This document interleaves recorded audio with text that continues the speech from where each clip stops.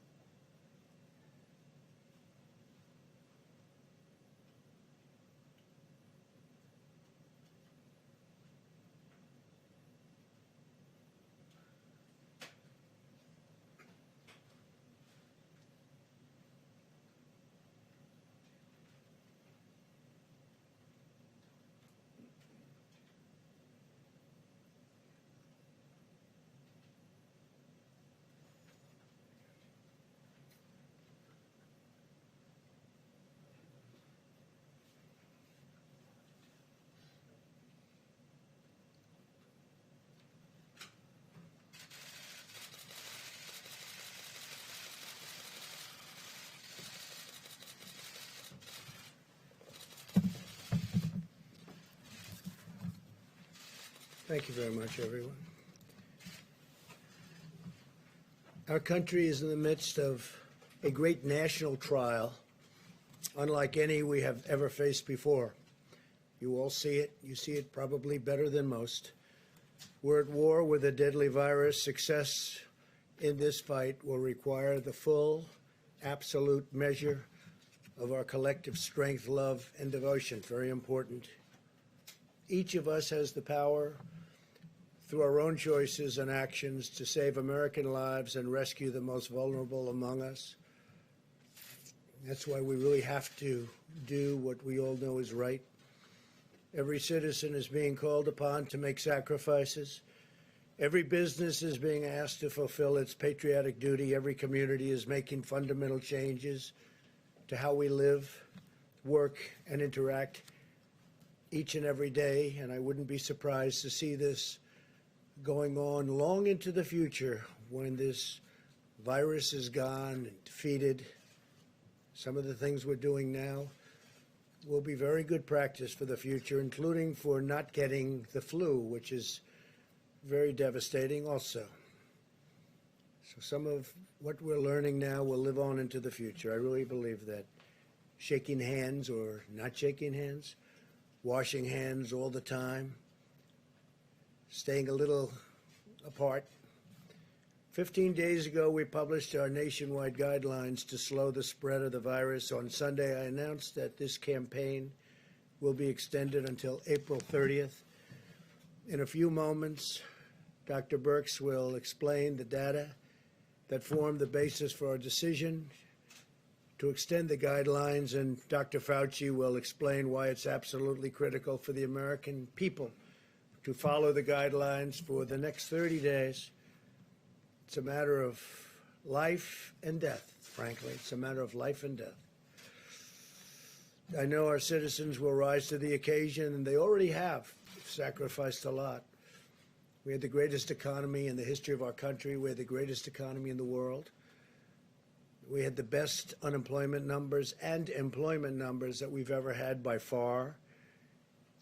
And in one instant, we said, we have no choice but to close it up. Just as Americans have always done, they will do a job like few have seen before, and they're proud to do it. And I see that. There's a great pride going on right now. Before we hear from our experts, we have a few other announcements today. The Treasury Department and Small Business Administration announced further details on the Paycheck Protection Program, which was made possible by the $2 trillion relief bill I signed into law last week. Nearly $350 billion in loans will soon be available through lending partners to help small businesses meet payroll and other expenses for up to 2 months. These loans will be forgiven as long as businesses keep paying their workers. This includes sole proprietors, and independent contractors. Applications will be accepted starting this Friday, April 3rd. So on Friday, April 3rd, that's when it begins. Earlier today, I spoke with leading internet and phone providers who are doing a tremendous job of keeping our internet and lines of communication flowing under very strongly increased strain. The business is more than anybody's seen before because everyone's inside. They're all making calls. Among the leaders I spoke to were Hans Vestberg of Verizon Communications, Randall Stevenson of AT&T, Mike Sievert of T-Mobile, Thomas Rutledge of Charter Communications, Brian Roberts of Comcast, John Malone of Liberty Media, Dexter Goy of Altice, Michael Combs of Sprint, and Araya Borkoff of Liontree. Also, Pat Esser of Cox Communications and Jeffrey Story of CenturyLink. They're doing an incredible job. If you look at other continents, if you look at Europe, they went a different route than we did, and a much different route. We were talking about that just a little while ago. And they're having tremendous problems. Other countries are having problems. Other continents are having problems. But with business at a level that nobody's seen it before on the internet, it's holding up incredibly well. And they expect that to continue no matter what happened. And no matter how much more it gains, which if it can gain more than it already is, I don't know, because they're setting records. Let me also update you on the distribution of urgently needed resources and supplies. And we have a lot of numbers. I'm going to let Mike Pence speak to that in a little while. But we're giving massive amounts of medical equipment and supplies to the 50 states. We also are holding back quite a bit. We have almost 10,000 ventilators that we have ready to go. We have to hold them back because the surge is coming, and it's coming pretty strong. And we want to be able to immediately move it into place without going and taking it. So we're ready to go, and we've also distributed. I just spoke with Governor of Michigan, had a great conversation, and we sent a large number of ventilators to Michigan. We're sending them to Louisiana. We sent additional ventilators to New York, additional ventilators to New Jersey. And I will say in New York, FEMA is supplying 250 ambulances and 500 EMTs to help respond to the increasing caseload. That's a lot of ambulances. In California, the Army Corps of Engineers is developing 8 facilities to expand hospital capacity up to 50,000 beds, 50,000. And had a great conversation last night with Gavin Newsom. He's doing a really good job. We're in constant communications. The USNS Mercy hospital ship is now operational. It's in Los Angeles and receiving patients. And in New York, as you know, the Comfort, everybody watched that. It's in place and will be in a very short while receiving large numbers of patients, over 1,000 rooms and 12 operating rooms. FEMA has also provided 100 travel trailers to assist with housing needs, and we're ordering hundreds more. In Michigan, FEMA will soon deliver, in addition to the ventilators, 250-bed field hospital, and Army Corps of Engineers is evaluating locations to build alternate care facilities. So we're doing a field hospital in Michigan of 250 beds, and we may be doubling it up soon, depending on the need. They're doing a good job with beds in Michigan, but they may need more than the 250. So FEMA and the Army Corps of Engineers are prepared to go there quickly and get it done. In Louisiana, we're delivering 2 field hospitals to provide 500 new hospital beds.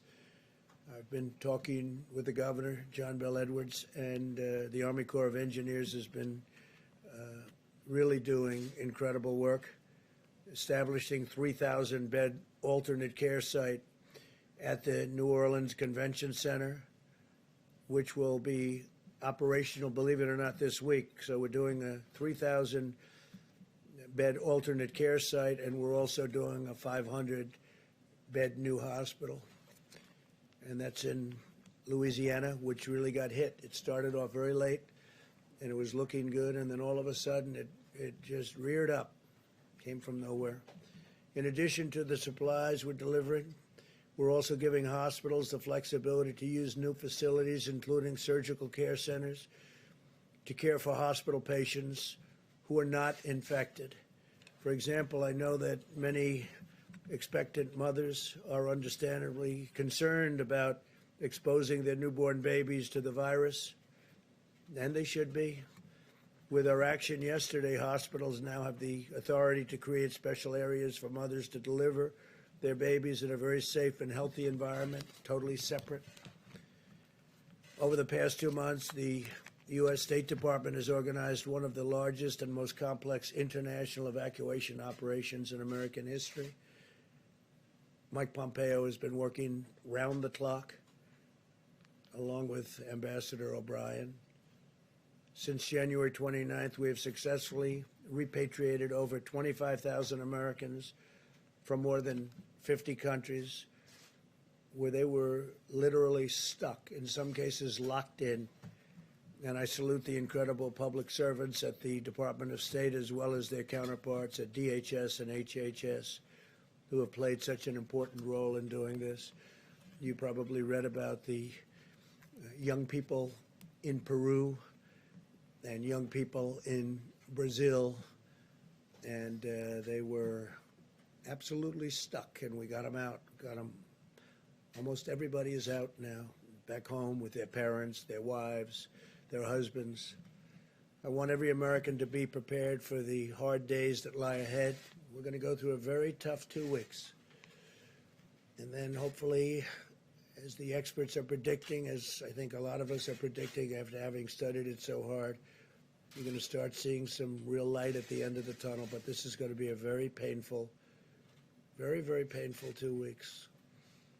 When you look and see at night the kind of death that's been caused by this invisible enemy, it's incredible. I was watching last night Governor Murphy of New Jersey say 29 people died today, meaning yesterday, and others talking about numbers far greater. But you get to know a state. I know New Jersey so well, and you hear 29 people, and hundreds in other locations, hundreds in other states.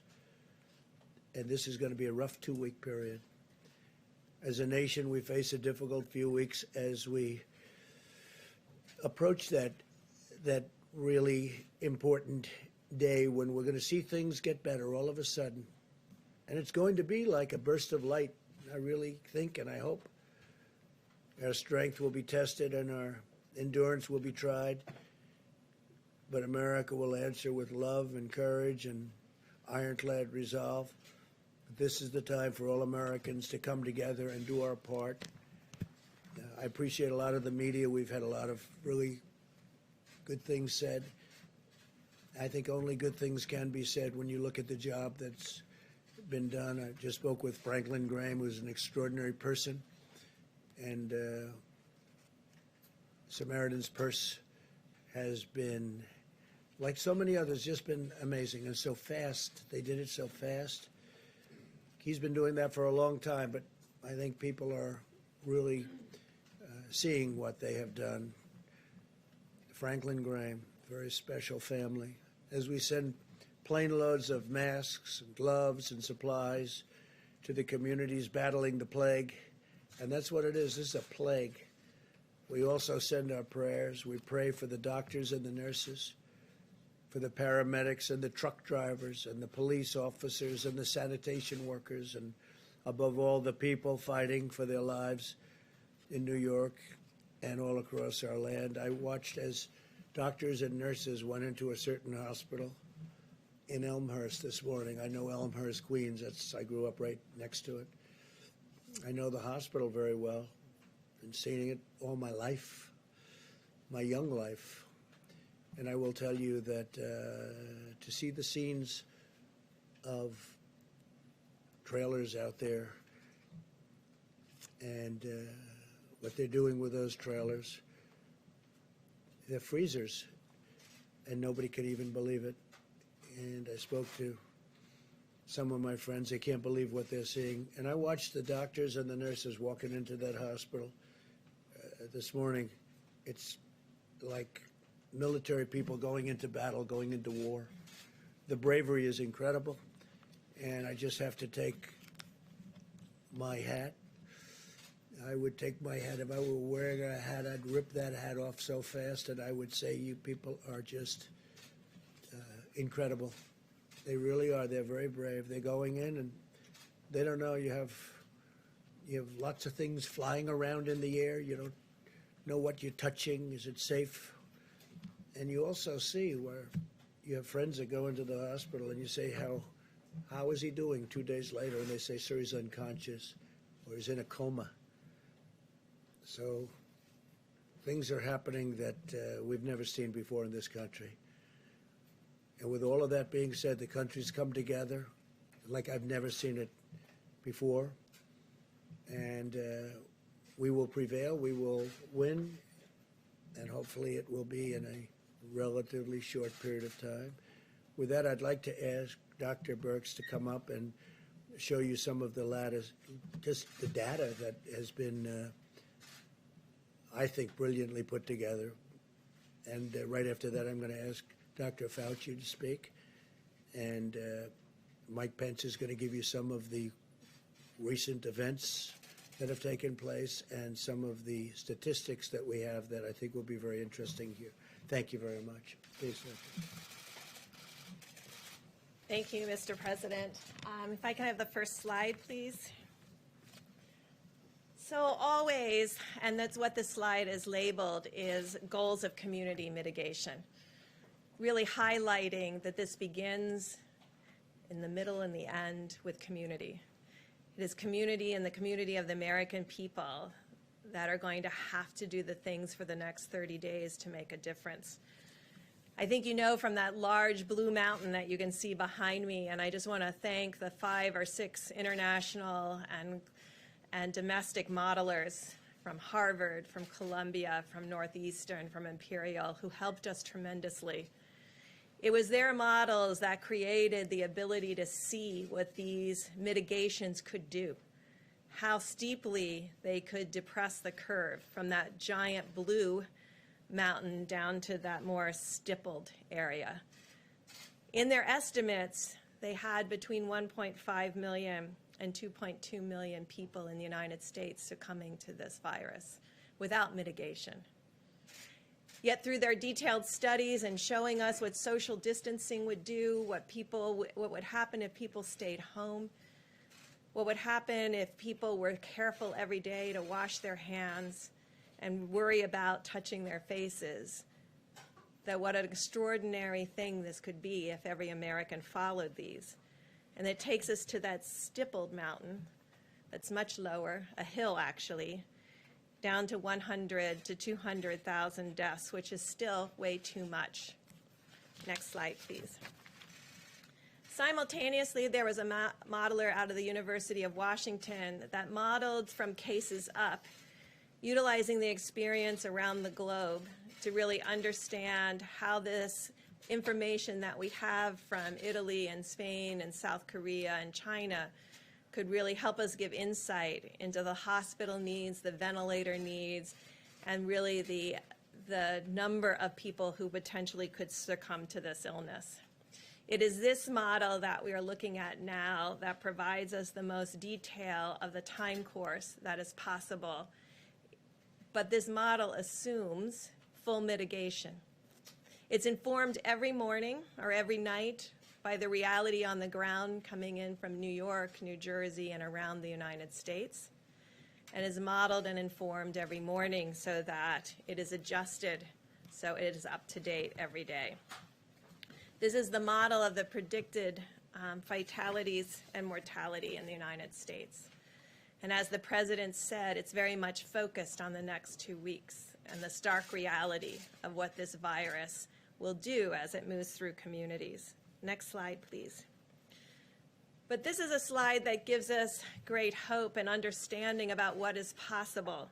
On the bottom of the slide, where you can barely see that blue line at the very bottom, that's the current cases in California, the cumulative cases in California, where they're doing significant testing. The next line up is Connecticut. The orange line is New Jersey. The blue line is New York. The yellow line is Washington. We all remember Washington State. It was just a month ago when they started to have the issues in Washington State, but they brought together their communities and their health providers, and they put in strong mitigation methods and testing. And you can see what the result in Washington State and California is. But without the continuation for the next 30 days, anything could change. Next slide, please. So I'm sure you're interested in seeing all the states. So on this slide is all 50 states and the District of Columbia. But I think it shows in stark reality the difference between New York and New Jersey and other states with similar populations and urban areas.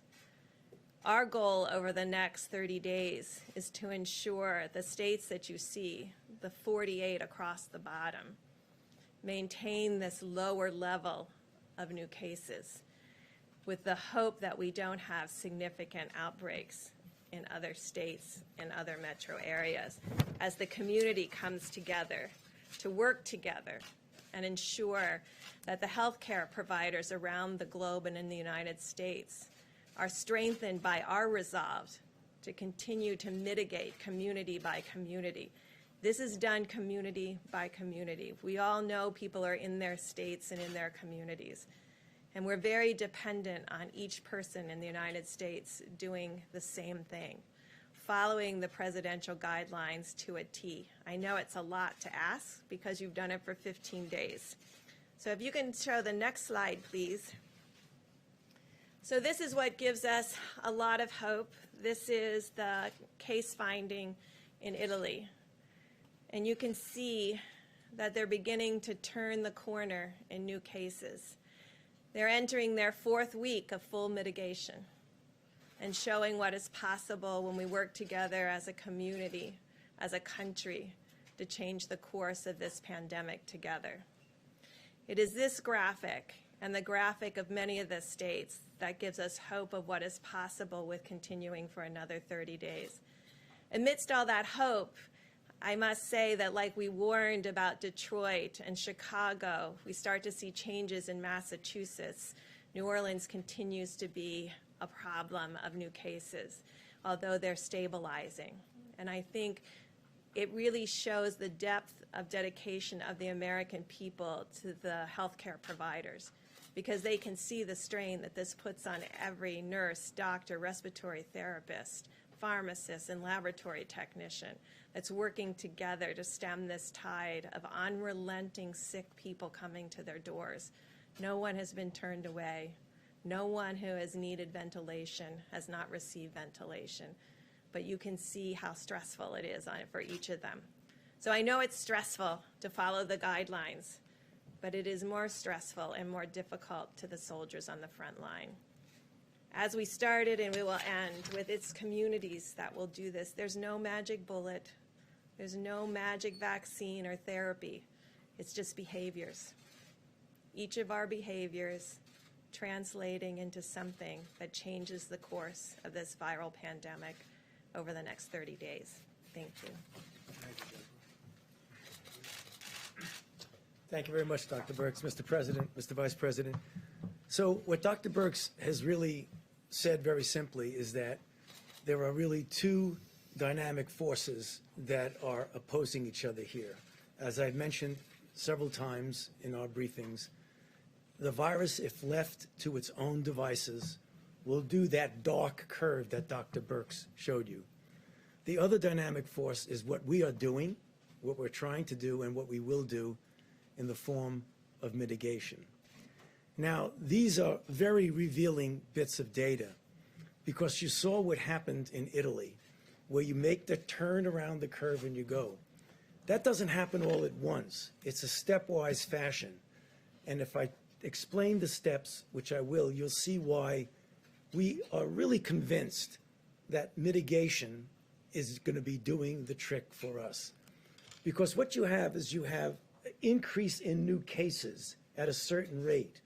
When the increase in new cases begin to level off, the secondary effect is less hospitalizations, the next effect is less intensive care, and the next effect is less deaths. The deaths and the intensive care and the hospitalization always lag behind that early indication that there are less new cases per day, the way we saw in Italy, and the way we're likely seeing, I don't want to jump the gun on it, we're seeing little inklings of this right now in New York. So what we're going to see, and that's we got to brace ourselves, in the next several days to a week or so, we're going to continue to see things go up. We cannot be discouraged by that because the mitigation is actually working and will work. The slide that Dr. Burke showed, where you saw New York and New Jersey and then the cluster of other areas, our goal, which I believe we can accomplish, is to get the hotspot places, the New Yorks, the New Jersey, and help them to get around that curve. But as importantly, to prevent those clusters of areas that have not yet gone to that spike, to prevent them from getting that spike.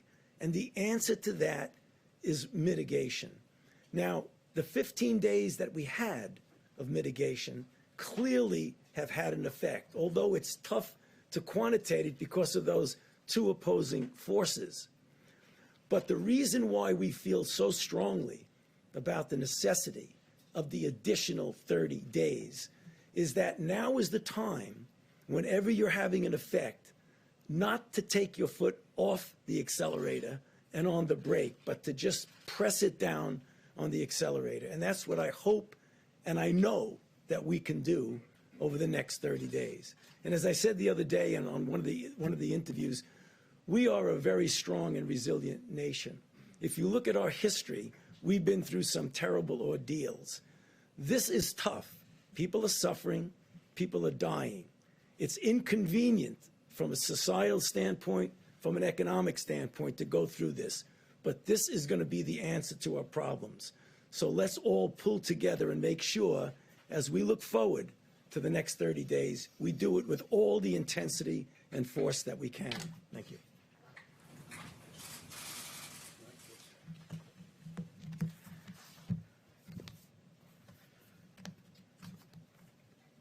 Thank you, Mr. President, and to Dr. Birx and Dr. Fauci. I know I speak on behalf of the President and people all across this country when I express our great admiration and appreciation to both of you for helping to steer our nation through this challenging time. The American people have now seen what the President saw when he made the decision at the end of 15 days to slow the spread, to ask the American people to give us 30 more days, to continue to put into practice the President's coronavirus guidelines for America. And as you just heard from the experts, we have reason to believe that it's working. As Dr. Fauci just said, there are difficult days ahead. Our hearts and our prayers go out to the families that have lost loved ones, and those, as the President just reflected, who we know are struggling at this hour in hospitals across the nation. But to each and every one of us, do not be discouraged, because what you can do to protect your health, the health of your family, what you can do to ensure that our healthcare providers have the resources and our hospitals have the capacity to meet this moment is put into practice the President's coronavirus guidelines for America. It really is what every American can do. 30 days to slow the spread, 30 days to make a difference in the lives of the American people, American families, and the life of our nation. Allow me to give you a few brief updates before the President takes questions. First and foremost, we continue to work very closely with governors around the nation. The President and I spoke to all the governors, all the states and territories yesterday, And since we were last together, the President and I have spoken directly to several governors around the country, including Illinois, Louisiana, Michigan, New York, and other states. At the present moment, the President has declared 29 major disaster declarations and authorized 10 different states to use full federal funding, so-called Title 32 funding, to pay for their National Guard. And as of this afternoon, FEMA reports some 17,000 National Guard have been activated in states around the country to provide support for coronavirus response. On the subject of testing, we have now completed more than 1.1 million tests around the country. We're working very closely with governors around America to assist them in drive-through and community testing centers. I spoke with Governor J.B. Pritzker of Illinois today about a testing center that they've established in cooperation with the U.S. Public Health Service. We remind every governor and every laboratory and hospital in the country it's imperative that you continue to report daily to the CDC the results of those tests to give us the visibility on the data to best inform resource decisions. Also, we reiterated today to governors in person and also through correspondence to every governor the importance of using their National Guard, if need be, to move medical supplies. FEMA is very busy, as you'll hear in a moment, delivering literally millions of supplies to states around the country. But we're urging every governor to make sure to work with their state emergency management team and maybe use the National Guard to move those supplies from warehouses to hospitals. At the present moment, as the President said, we've distributed more than 11.6 million N95 masks, more than 8,100 ventilators around the nation, millions of face shields, surgical masks, and gloves. We initiated an air bridge that the President announced yesterday. Flights have arrived in New York, one arrived in Illinois yesterday, and a flight will arrive in Ohio in the next 24 hours. FEMA is literally working and contracting around the world with now more than 51 flights that will be bringing vital medical supplies. On the subject of ventilators, FEMA is currently delivering 400 ventilators to Michigan, 300 to New Jersey, 150 to Louisiana, 50 ventilators to Connecticut, and in the last week and in the week ahead, more than 450 ventilators to Illinois. This is in addition to more than 4,400 ventilators that the President and FEMA directed to the state of New York.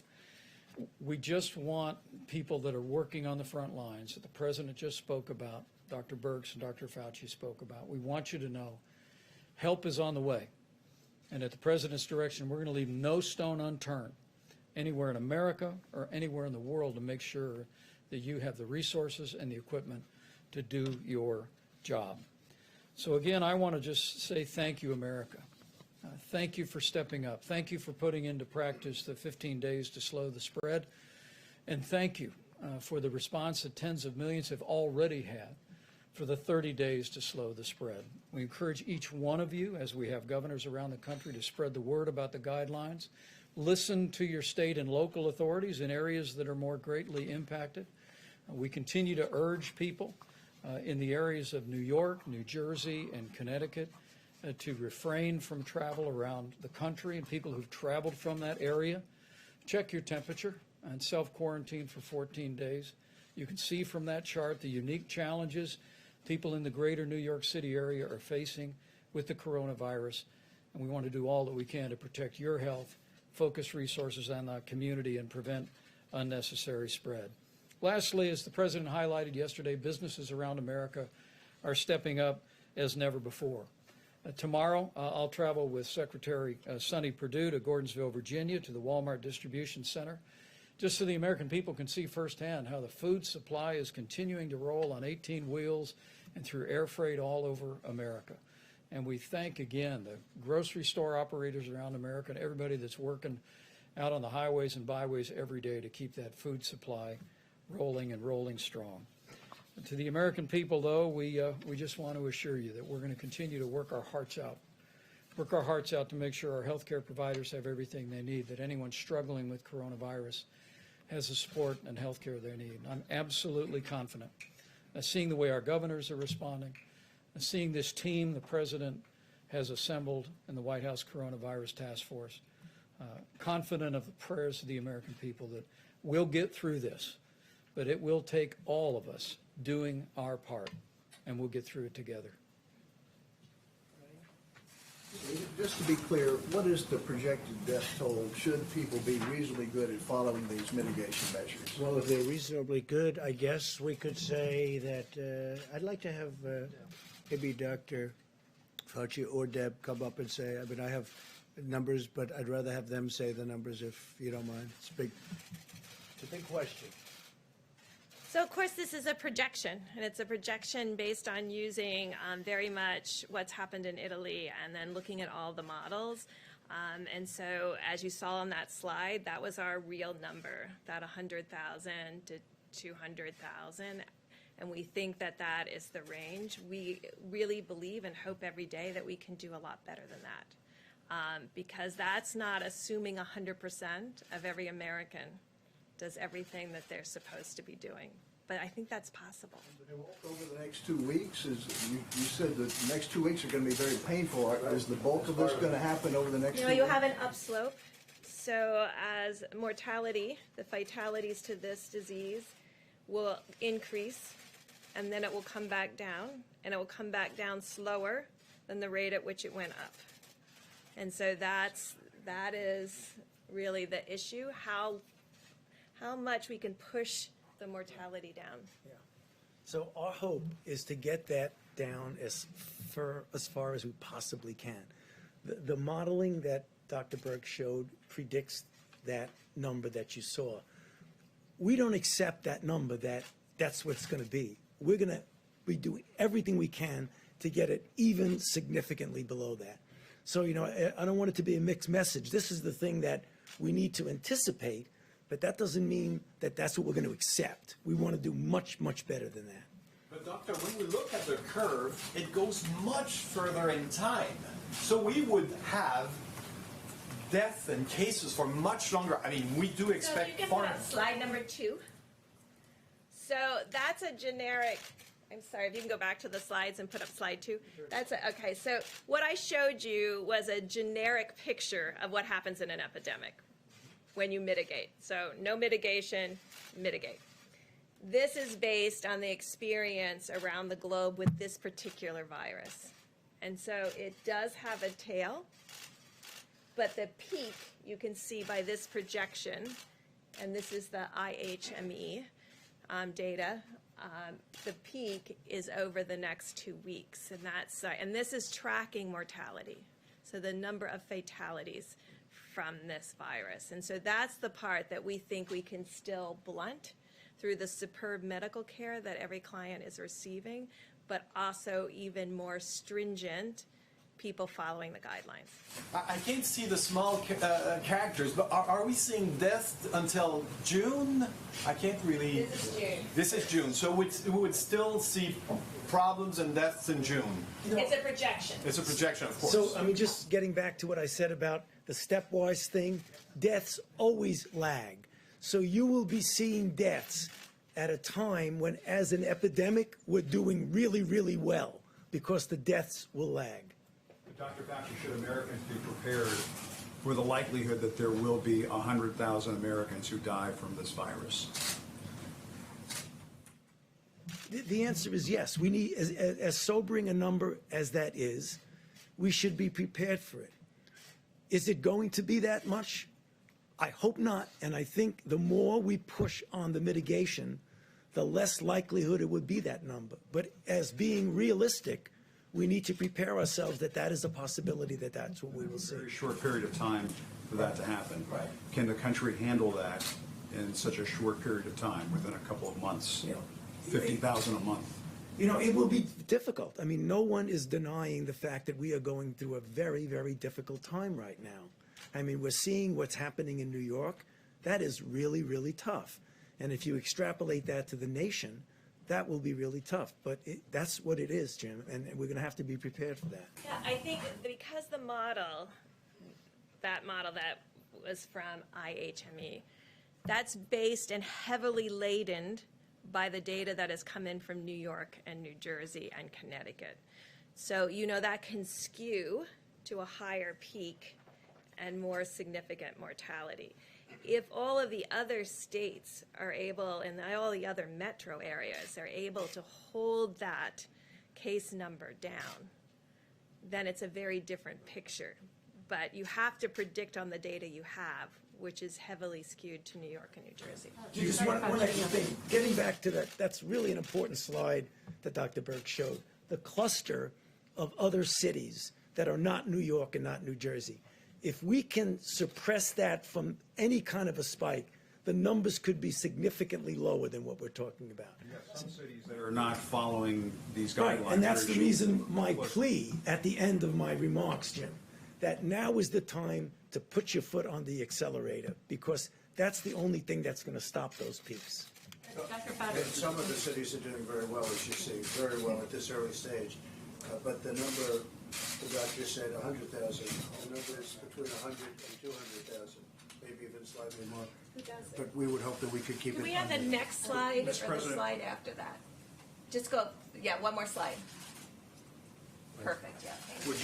Would you tell cities that aren't doing what, New York, New Jersey, Washington, the cities that have been taking charge in all of this, would you urge some of the cities that haven't been doing this, Mr. President, to get with the program? Well, I would, but if you see New York, I believe the blue is New York. New York is having a much harder time than other of the cities. Certain cities are doing, actually, you look down here, an incredible job. They were early, they were very, very firm, and they've done an incredible job. This is New Jersey, New York. This is, You remember California and Washington State were down here, and they had some of the earliest cases. But we're seeing places in Florida not doing what New York and New Jersey have been doing, what Washington State has been but doing. they're doing very well with comparison. Mr. President. Yes, John? Could maybe direct the question to you and then to Dr. Fauci as well. You told us yesterday that you're accomplishing, or the U.S. at least is accomplishing 100,000 tests per day, but we're still hearing difficult stories from the front lines of the first responders that you praised so appropriately a little while ago, that they can't test all of the people that they need to test. Do you have any kind of projection as to when everyone who needs a test will be able to receive one? Yeah, I can only say that we're doing more than anybody in the world by far. We are testing highly accurate tests. These are tests that work. As you know, many tests are being sent to countries and they're broken. Well, we're doing, every day we get, and the word is exponential, we are getting more and more and more. And now we have the new test that you saw yesterday. That's going to be rolled out, I think, tomorrow or the next day. And that's going to take only a few minutes, literally a few minutes to see the result. And it's a highly accurate result. I mean, tests were given out, not by us, by other countries, where there was a 50-50 chance that it was wrong. What kind of a test is that? These are highly accurate tests, but the new tests that are coming out are very quick, and they were just developed. Abbott Labs did the one yesterday. So we're doing more than anybody in the world by far, and they're very accurate tests, and we're getting a lot of information from those tests. The test president unveiled yesterday, the Abbott Laboratories test, which is a 15-minute test. Our team is working very closely with Admiral Giroir and FEMA to make sure that those are distributed around the country. Earlier this week, Abbott Laboratories is actually going to be producing 50,000 tests a day and distributing those around America. There's already the machines in some 18,000 different locations around the country. And they've told us they have several thousand on the shelf now. And what we're doing is trying to identify the areas where we may yet have pockets, or, as Dr. Birx often says, where we want to do more immediate testing so that we can do what's called surveillance testing to identify where there may be coronavirus cases where there's been very little incident. But if I could just amplify one other point, and that is that when you look at this chart, go back 15 days. And the reality is that, and this is me speaking as a layperson, but as I've listened to our experts, I mean, New York and the greater New York City area have unique challenges. It's a city that we really believe may have had exposure to the coronavirus much earlier on than we could have known, and had its own challenges. In New York, Connecticut, New Jersey are leaning into this effort. But when we look at this chart for all the other states, including Washington State and California, it really does give evidence that, at least it begins to give evidence that the 15 days to slow the spread is working. And that, in fact, the American people are putting these things into practice in states across the country, including in New York and New Jersey, even though they've faced a greater magnitude of cases for certain circumstances that are related to international travel in those communities. But I think the National shelter in place. no, I think Something the across American the country. people, what I'd suggest to you, Jim, is the American people can look at these numbers in the other 48 states, and they can see that in the last 15 days, the president's coronavirus guidelines were working, and that's precisely why President Trump is asking every American to continue to put these guidelines into practice for 30 more days. Mr. President, can I just follow up on testing? Just a quick question. If I could. So right now, we're at about 4,000 deaths here in the United States. You're suggesting a spike of more than 90,000 deaths over the next few weeks. Do you have a demographic breakdown of the areas that are most at risk and where most of those deaths may occur? Well, right now, and I think if you ask Chris Murray, he would say he's using the information coming out of New York and New Jersey and applying that to potentially other states having the same outcomes. I just want to say again, this yellow line, and this is all corrected for 100,000 residents. So this is normalized so we can compare apples to apples. This is still Washington State, this yellow. So they've been able to, for a long time of measuring cases, not have a spike. So it's possible, and we're watching very closely to make sure it doesn't have a spike. But that's what the people in Washington State are doing. This is what every community, Washington State early, about 2 weeks before New York or New Jersey. California, a week before New York or New Jersey. Really talked to their communities and decided to mitigate before they started seeing this number of cases. And now we know that that makes a big difference. Early, as Dr. Fauci said, if you wait till you see it, it's too late. And again, do you have a demographic breakdown, Dr. Burks, of where these deaths may occur? So there's a demographic breakdown that we've discussed before related to mortality. And it's as we're seeing in New York exactly what we saw in Italy. Very low mortality, not to say that young people under 30 or young people under 40 aren't getting ill. They are, but most of them are recovering. So the profile looks identical to Italy, with increasing mortality with age and pre-existing medical conditions. And so that is holding in the same way. But what we're hoping is that through the work of communities, and again, it comes down to communities. This is communities deciding that this is important to them to not have the experience of New York and New Jersey. And I think, we are worried about groups all around the globe. I mean, I don't know if you heard the report this morning, there's 8,000 ventilators in the UK. If you translate that to United States, that would be like the United States having less than 40,000 ventilators. We have 5 times that amount. So, I mean, these are the things that everybody is having to face. And I think the United States is in an excellent position from our medical care position, but we don't want to have to test that system. We want this to be a much smaller epidemic with much smaller mortality. Can I just follow up on the testing question real quick before we move on? So the testing numbers, I understand 1 million tests done is a big increase, but we were told there would be 27 million tests available by the end of the month. So can you outline where in the supply chain, where in the logistics chain are those other 26? Yeah, where are the other 26 million tests right now? I think this is, just for purposes of clarifications, there's a difference between sending a test that can be administered to a test being done.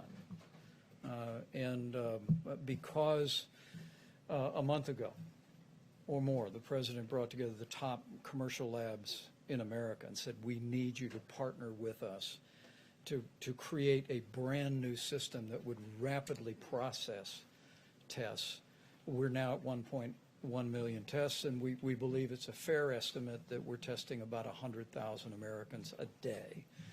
That'll continue to grow. It'll continue to accelerate. But I think the misunderstanding early on was there were many tests being distributed, many test kits being sent, but under the old system, as the President's described it, the antiquated system, those were being processed in state labs or at CDC or in private labs on a very slow, methodical system that could only produce maybe 30 to 50 tests a day. But this new partnership that we have with commercial laboratories allows the progress we're making. But the breakthrough with Abbott Laboratories now moves to point of care, which means you're going to have devices and tests that people will literally be able to take at their doctor's office, at a hospital, at a clinic, at a nursing home, and have the results in 15 minutes. So those 26 million tests we were talking about, were those tests under the old antiquated system? And Yes. now, so are we still even using those 27 million tests, or have we just completely moved on to the point The of answer care is tests? yes, now So through the new system. even today, which is, I have to say, coming out of laboratories and developed tests and worked on vaccines and then gone to the field to actually combat epidemics, it is disappointing to me right now that we have about 500,000 capacity of Abbott tests that are not being utilized. So they are out, they're in the States, they're not being run and not utilized. So now we have to figure out, how do we create awareness? Because sometimes when you put an early platform out, like our first platform out in the high speed was Roche. So you get that out, people get dependent on that, and then don't see that there's availability of other tests. So right now, there's over 500,000 tests sitting, capacity, that are not being utilized. So we're trying to figure out, how do we inform states about where these all are? How do we work through every laboratory association so they're aware? And how do we raise awareness so people know that there's point of care, there's Thermo Fisher, there's Abbott testing, and there's Roche. And if you add those together, that's millions of tests a week. Not being reported. And they're not, and so those are the, But they're not being reported. or they're not even being used. So that's what's really, so that's what we're working on. What's the reason they're being used? Because when people get used to a single platform, they keep sending it back to that lab. So it's getting in a queue to wait to get on a Roche machine rather than being moved to this other lab that may have Abbott capacity, because they're all in different laboratories. And so I think, well, actually, Admiral Giroir is figuring it out to really create some kind of visual so that every governor and every health commissioner can see all of their capacity in their countries, in their states, county by county, so that they know where the tests are. So we pushed a lot of tests out, but they're not all being utilized. And it's up to the people, and they don't send them back. They use them, they don't send them back. And Doctor, go ahead, please. No, Dr. Birx explained it very, very well. I just want to get back, John, to your question. It's a logical question. When you look at the number, you want to know what the demography is going to be. This is a number that we need to anticipate, but we don't necessarily have to accept it as being inevitable. And that's getting back to what I'm saying about, we can influence this to a varying degrees. And if we influence it to the maximum, we don't have to accept that. That's something we need to anticipate. But I want to do, not I, all of us want to do much, much better than that. On that front, what do the models suggest is on the low end if you have full mitigation? Well, it says That was between full 100 and mitigation. 200,000. That was full mitigation. It says 100 to 200,000, anything, which is a lot of people, right? It's a lot of people. Well, you didn't ask the other question. What would have happened, because this is the question that I've been asking Dr. Fauci and Dr. Birx for a long time, and they've been working on this for a long time. The question is, what would have happened if we did nothing? Because there was a group that said, let's just write it out. Let's write it out. What would have happened? And that number comes in at 1.5 to 1.6 million people, up to 2.2 and even beyond. So that's 2.2 million people would have died if we did nothing. We just carried on our life. Now, I don't think that would have been possible, because you would have had people dying all over the place. This would not have been a normal life. How many people have even seen anybody die? You would have seen people dying on airplanes. You would have been seeing people dying in hotel lobbies. You would have seen death all over. So I think from a practical standpoint, that couldn't have been carried out too far. But if you did nothing on the higher side, the number would be 2.2 and maybe even more, and on the lower side, 1.6 million people. Understood, but if 100,000 is the number with full mitigation, how do you push it, lower? So, no, we'll go together. We've been at this a long time. You go first. So, John, it's an obvious, very good question. If this is full mitigation and it's 100,000, why am I standing here saying I want to make it better? Because that's what the model tells you it's going to do. What we do is that every time we get more data, you feed it back in and relook at the model. Is the model really telling you what's actually going on? And again, I know my modeling colleagues are going to not be happy with me, but models are as good as the assumptions you put into them. And as we get more data, then you put it in, and that might change. So even though it says, according to the model, which is a good model that we're dealing with, this is full mitigation. As we get more data, as the weeks go by, that could be modified. Why does the model now, the top line on the lowball estimate, why does that not top out? I think it said 240,000, not 200,000. Is that a change? Is that because the states haven't been doing enough? You know, it just has to do with if you had more New Yorks and New Jerseys, you know, Chicago, Detroit, LA, Dallas, Houston, you know, all of our major cities modeled like New York, that's what gets us into trouble. But I am reassured by looking at the Seattle line, by looking at the LA line, by looking at what California's been able to do, that that is not something that I don't believe that's going to happen. That is the outside case of having 10, 15 metros like New York and the New Jersey metro area. New York had community spread pretty early undetected, so don't many of those other states, if not more of them, who had even less information, aren't they likely to see the same spike? Well, California and Washington State reacted very early to this. I mean, yes, Washington State had some of the earliest infections. They have kept it low and steady, and for now a month has been tracking it with a small increase in the number of cases, but not this logarithmic form of the virus. And so that's the piece that we're trying to prevent. That's the piece that we're trying to prevent in New Orleans, in Detroit, in Chicago, and in Boston right now. And trying to make sure that each of those cities work more like California than the New York metro area. Mr. President, I just wanted to get your thoughts on face masks. We asked you about this yesterday, and you signaled you were thinking about it. And just to end the last topic, though, I think I could say this because I spoke to Dr. Birx before and to Dr. Fauci. For whatever reason, New York got off to a very late start. And you see what happens when you get off to a late start. New Jersey got off to, and I think both governors are doing an excellent job, but they got off to a very late start. When you look at Washington State, if you remember, that all started in a very confined nursing home. And you had 20-some-odd people, I believe, dying in one home. That doesn't mean it escaped that home, and so they have a very different statistic than other states. But I mean, I remember it very vividly, the nursing home in Washington State, where you had many people dying. Every day people were dying in the one exact location. So they were able to keep that, relatively speaking, into that location. When you saw these numbers, sir, One second. were you surprised when you saw these projections? The numbers are sobering. They're very sobering. Yeah, when you see 100,000 people, that's at a minimum number. Now, what we're looking at, and as many people as we're talking about, whatever we can do under that number and substantially under that number, we've done that through really great mitigation. We've done that through a lot of very dedicated American people. That 100,000 is, according to modeling, a very low number. In fact, when I first saw the number, and I asked this a while ago, they said it's unlikely you'll be able to attain that.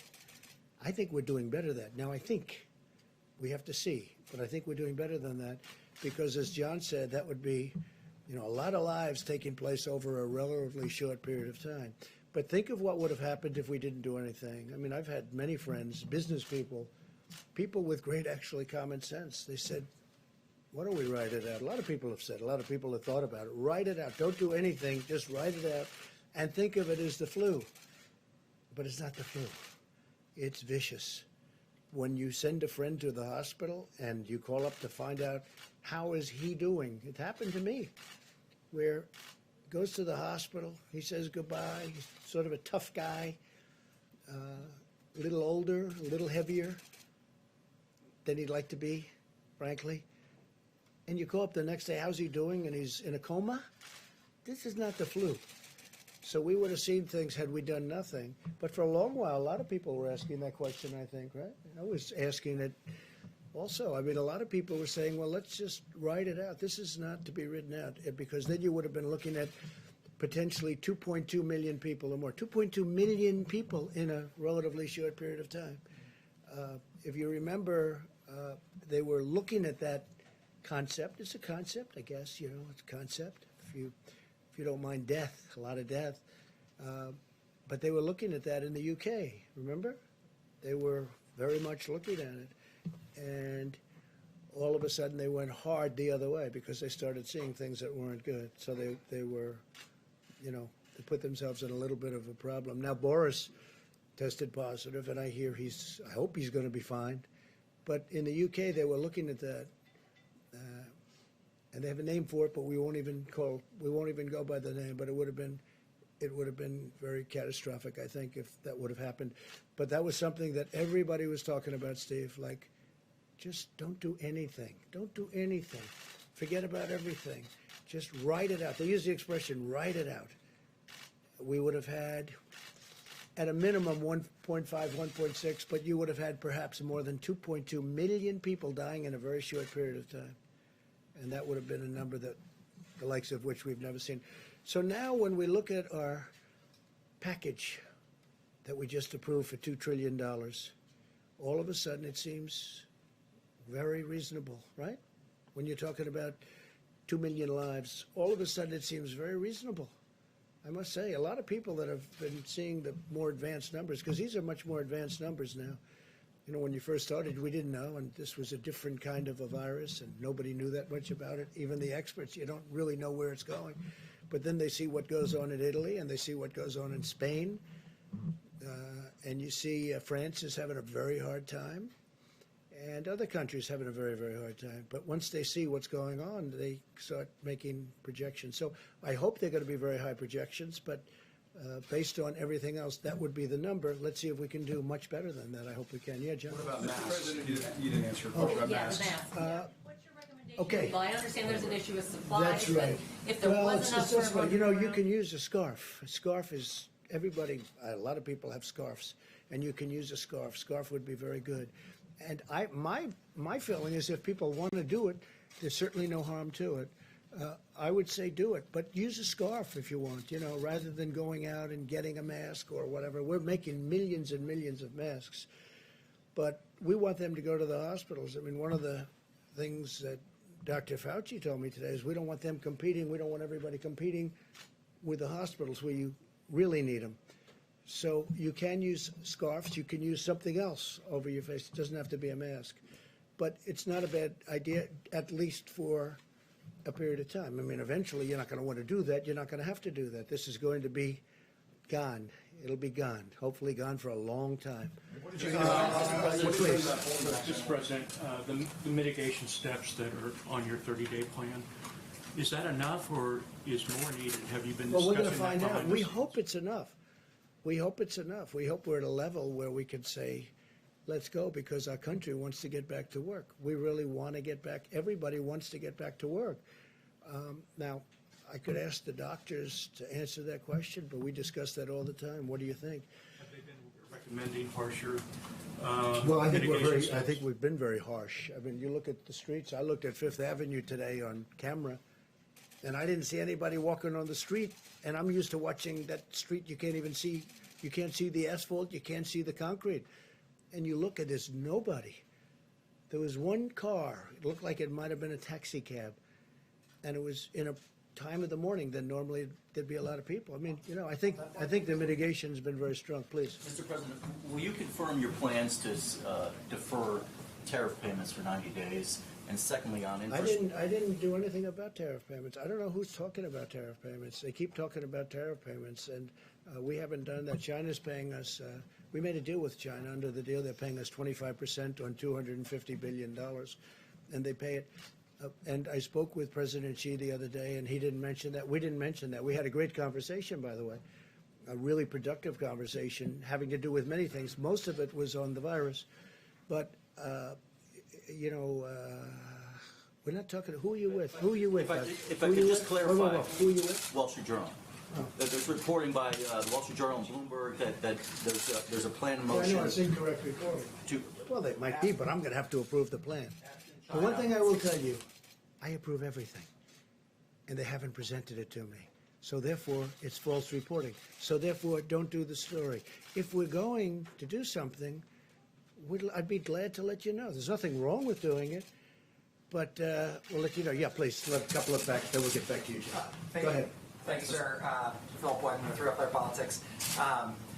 I wanted to ask you about individual states issuing stay-at-home orders. What do you think, for instance, in Florida, Ron DeSantis has resisted urges to issue one of those, but he said moments ago that if you and the rest of the task force recommended one, that would weigh on him heavily. What sort of circumstances need to be in place for you to make that call and say this is something you should consider? Different kind of a state. Also, great governor, knows exactly what he's doing, has a very strong view on it. And we have spoken to Ron. Mike, do you want to just tell him a little bit about that? Well, let me echo our appreciation for Governor DeSantis' leadership in Florida. He's been taking decisive steps from early on and working closely with our team at the federal level. But let me be very clear on this. The recommendation of our health experts was to take the 15 days to slow the spread and have the president extend that to 30 days for every American. Now, that being said, we recognize that when you're dealing with a health crisis in the country, it is locally executed by healthcare workers, but it's state managed. And so we continue to flow information to state governors. We continue to hear about the data that they're analyzing and consult with them. But at the president's direction, the White House Coronavirus Task Force will continue to take the posture that we will defer to state and local health authorities on any measures that they deem appropriate. But for the next 30 days, this is what we believe every American in every state should be doing at a minimum to slow the spread. So unless we see something obviously wrong, we're going to let the governors do it. Now, if it's obviously wrong, I mean, people can make things, they can make a decision that we think is so far out that it's wrong, we will stop that. But in the case of Governor DeSantis, there's 2 thoughts to it, and 2 very good thoughts to it. And he's been doing a great job in every respect, so we'll see what happens. But we only would exercise if we thought somebody was very obvious. So go ahead, your turn. Thanks. I had a question in a minute for the Vice President about the National Strategic Stockpile, but while you're at the podium, I wanted to ask about your call with President Putin a couple days ago.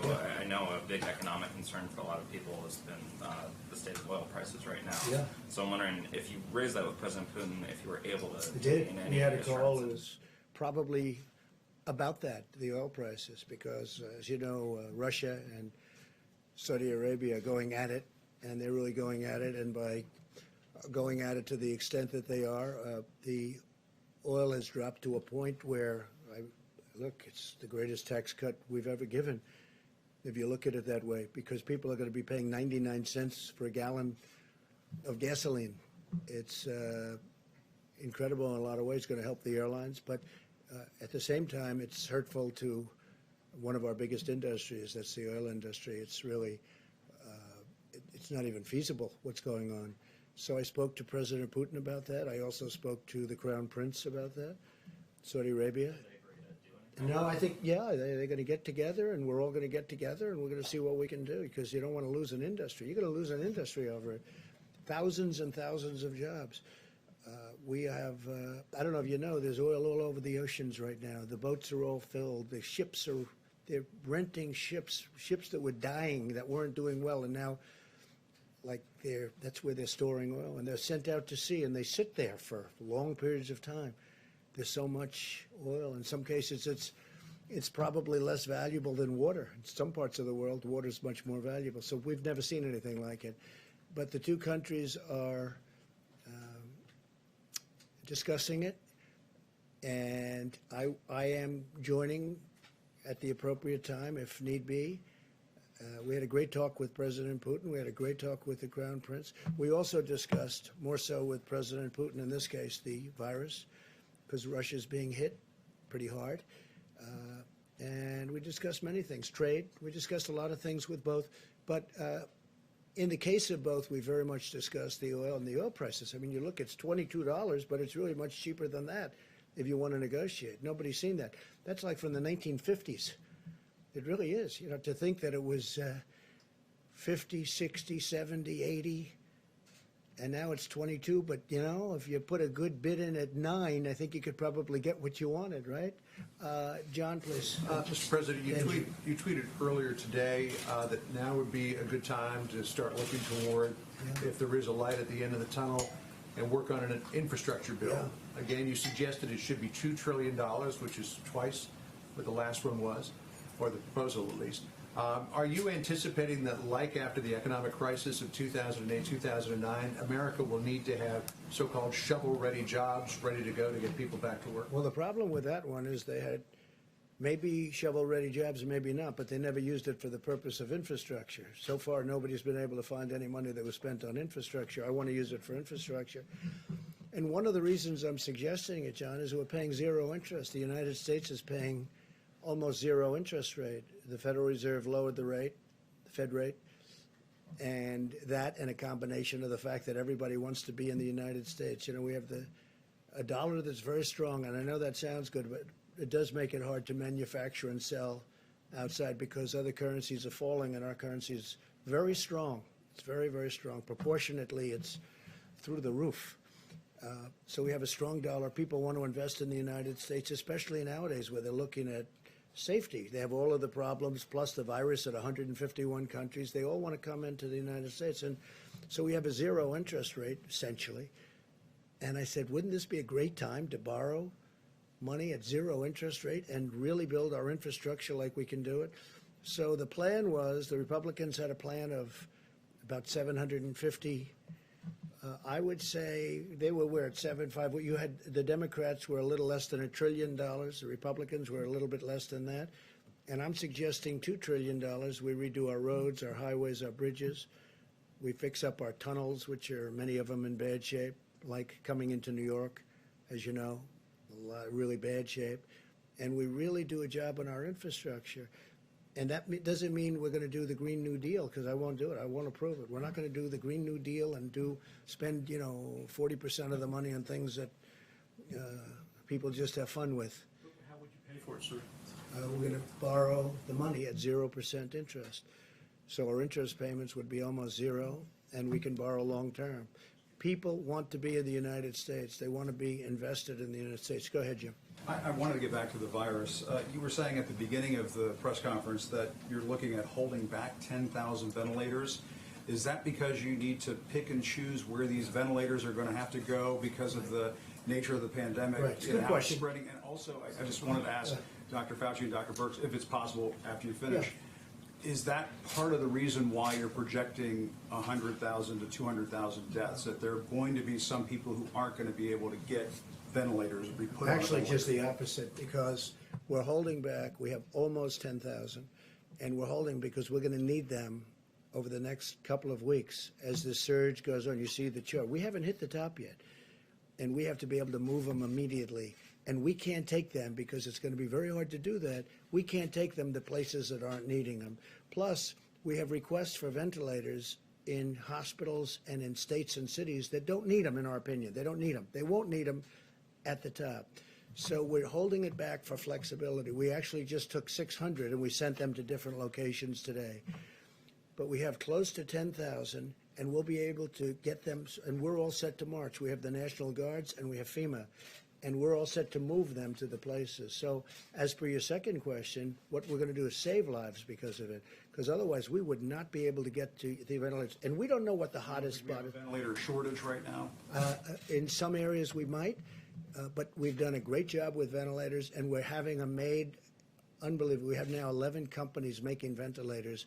Now they'll be starting to arrive in the next week, but we've also grabbed a lot of them.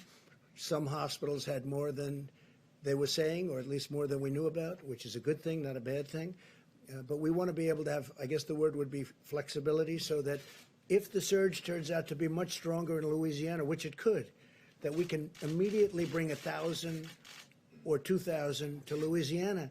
Otherwise, we wouldn't be able to get them. We wouldn't be able to say, listen, Governor Cuomo in New York, we want to take ventilators away from New York. And they'll say, well, we can't do that. It would be a disaster. So we have great flexibility. Now, when the surge occurs, if it occurs fairly evenly, we'll be able to distribute them very quickly before they need them. But we want to have, we have a reserve right now. It's like having oil reserves, except more valuable, frankly. But we have a reserve right now, and we'll be able, and we also have a great team of people ready to deliver. They can move them fast. So when we see it going up in a certain state, and Louisiana could be one, and Michigan could be another with Detroit, because Detroit is having a lot of hard time right now. Detroit came out of nowhere, and that's what happens with this. It comes out of nowhere. So we are ready, Jim, depending on what happens, and we have a stockpile, and that's why it's called a stockpile. Now, a lot of the ventilators and a lot of the other equipment, rather than sending it to the stockpile, we had it sent directly to a hospital, to a location, to a place. So we didn't have the cumbersome nature of having it come in, unboxed, put in, and then delivered. We have it brought, which they've never done before. They don't do that. Generally speaking, they don't do that. But we've had, I think, Mike, we've had tremendous success at doing that. That's for other items, including ventilators, where it's brought to the site that needs it. But we have a good supply of ventilators, and we're ready to go. We're all ready. We have trucks ready. We have everything ready, because, as we're saying, John, this could be a hell of a bad 2 weeks. This is going to be a very bad 2 and maybe even 3 weeks. This is going to be 3 weeks like we haven't seen before. Should the hospitals be prepared for that? We're hearing Well, from I some think the saying hospitals, that they're facing what looks like a medical war zone in some yeah, of these places. they are going to be facing a war zone. That's what it is. I've heard some of the paramedics and some of the doctors. They said they've been in war zones. They've never seen anything like this. You look at Elmhurst Hospital in Queens. I've never seen. I mean, I just think it's so, because that's a hospital that's near where I grew up. And it is a war zone in a true sense. Yeah, please. Yeah, on the ventilators, so we've been hearing from governors who say they are fighting amongst themselves, essentially bidding amongst themselves They shouldn't to be get these doing that. ventilators. If that happens, they should be calling us. Look, we have ventilators, but we've distributed thousands of ventilators. But they shouldn't be doing that. And if they need them that badly, we know. We have pretty good ideas of where they're going to need them. Some people, frankly, think they need them and they don't need them. I don't want to mention names, but there are some people that want them, and it's really not the right thing. Then you have some people that, I guess, automatically hoard a little bit. They want to have more than they think they need. But, you know, a ventilator is a very precious piece of equipment right now. It's hard to make. It takes a long time to make it. It's complex. Some of them are like the dashboard of an airplane. I mean, they're very complicated and very expensive machines, and some are much simpler. But we're ready to go depending on what happens. But we have some hospitals in some states that think they need ventilators, and we don't think they do. Now, if they do need them, we will have them there before they need them. We'll be able to move very quickly. So you're confident What that about the hydroxychloroquine? Is there any early data on these trials? Nothing that I've heard. I mean, that's the first question I make every morning. I tell you, I call up, you know, we have 1,100 in New York right now, and we have other locations where where people are taking them. Now, the good news is it's only 3 days, and you know it's like a 7 or 8 day treatment. The good news is we haven't heard anything bad. In other words, there's been no catastrophic events. But we haven't, it's a little bit too soon to talk about it. It would be a total game changer, John, if that happened. If that happened, it would be a game changer. And we include that, and I think in all cases, the Z-Pack, you know what the Z-Pack is? So we're going to see what happens with the hydroxychloroquine. Yeah, just one second, Are there Steve. other antiviral drugs that have some promise of working soon? We're looking at a lot of them. We're looking at a lot of them. Some show promise. I think maybe the doctor might want to speak about the vaccines because a lot of Johnson & Johnson is advanced, very advanced. We'll see what happens. The one thing with the vaccine is it doesn't help this group because this group, you need to test the vaccine. The one thing with the drug you just mentioned, right, is that's been out. It's a malaria drug and also an arthritis drug, so it's been out there for a long time. Very powerful drug, but it's been out there for a long time. So it's tested in the sense that you know it doesn't kill you. But you may want to discuss the vaccines for a second, Dr. Thank you, Mr. President. But just for a second before the vaccine, in answer to your question, Steve, there are a number of candidates. The drugs that are now being looked at in various ways, either compassionate use, clinical trials, are generally drugs that already exist for other things. There's a whole menu of drugs and interventions that are now going into clinical trials that are not approved for anything yet. I mean, for example, things like immune serum, convalescent plasma, or hyperimmune globulin, or monoclonal antibodies, a variety of other things. Right now, there's a lot of activity going on behind the scenes in the design of the kinds of clinical trials that will give us an answer. Because you need an answer, because if it doesn't work, you want to get it off the table and go to the next one. So there are a lot of things. Vaccine. How long does that normally take? Weeks, months? Yeah, no, it takes at least months, at least. So, I mean, that's the reason why you're seeing a lot of activity with drugs that already exist for other purposes, because they're already there.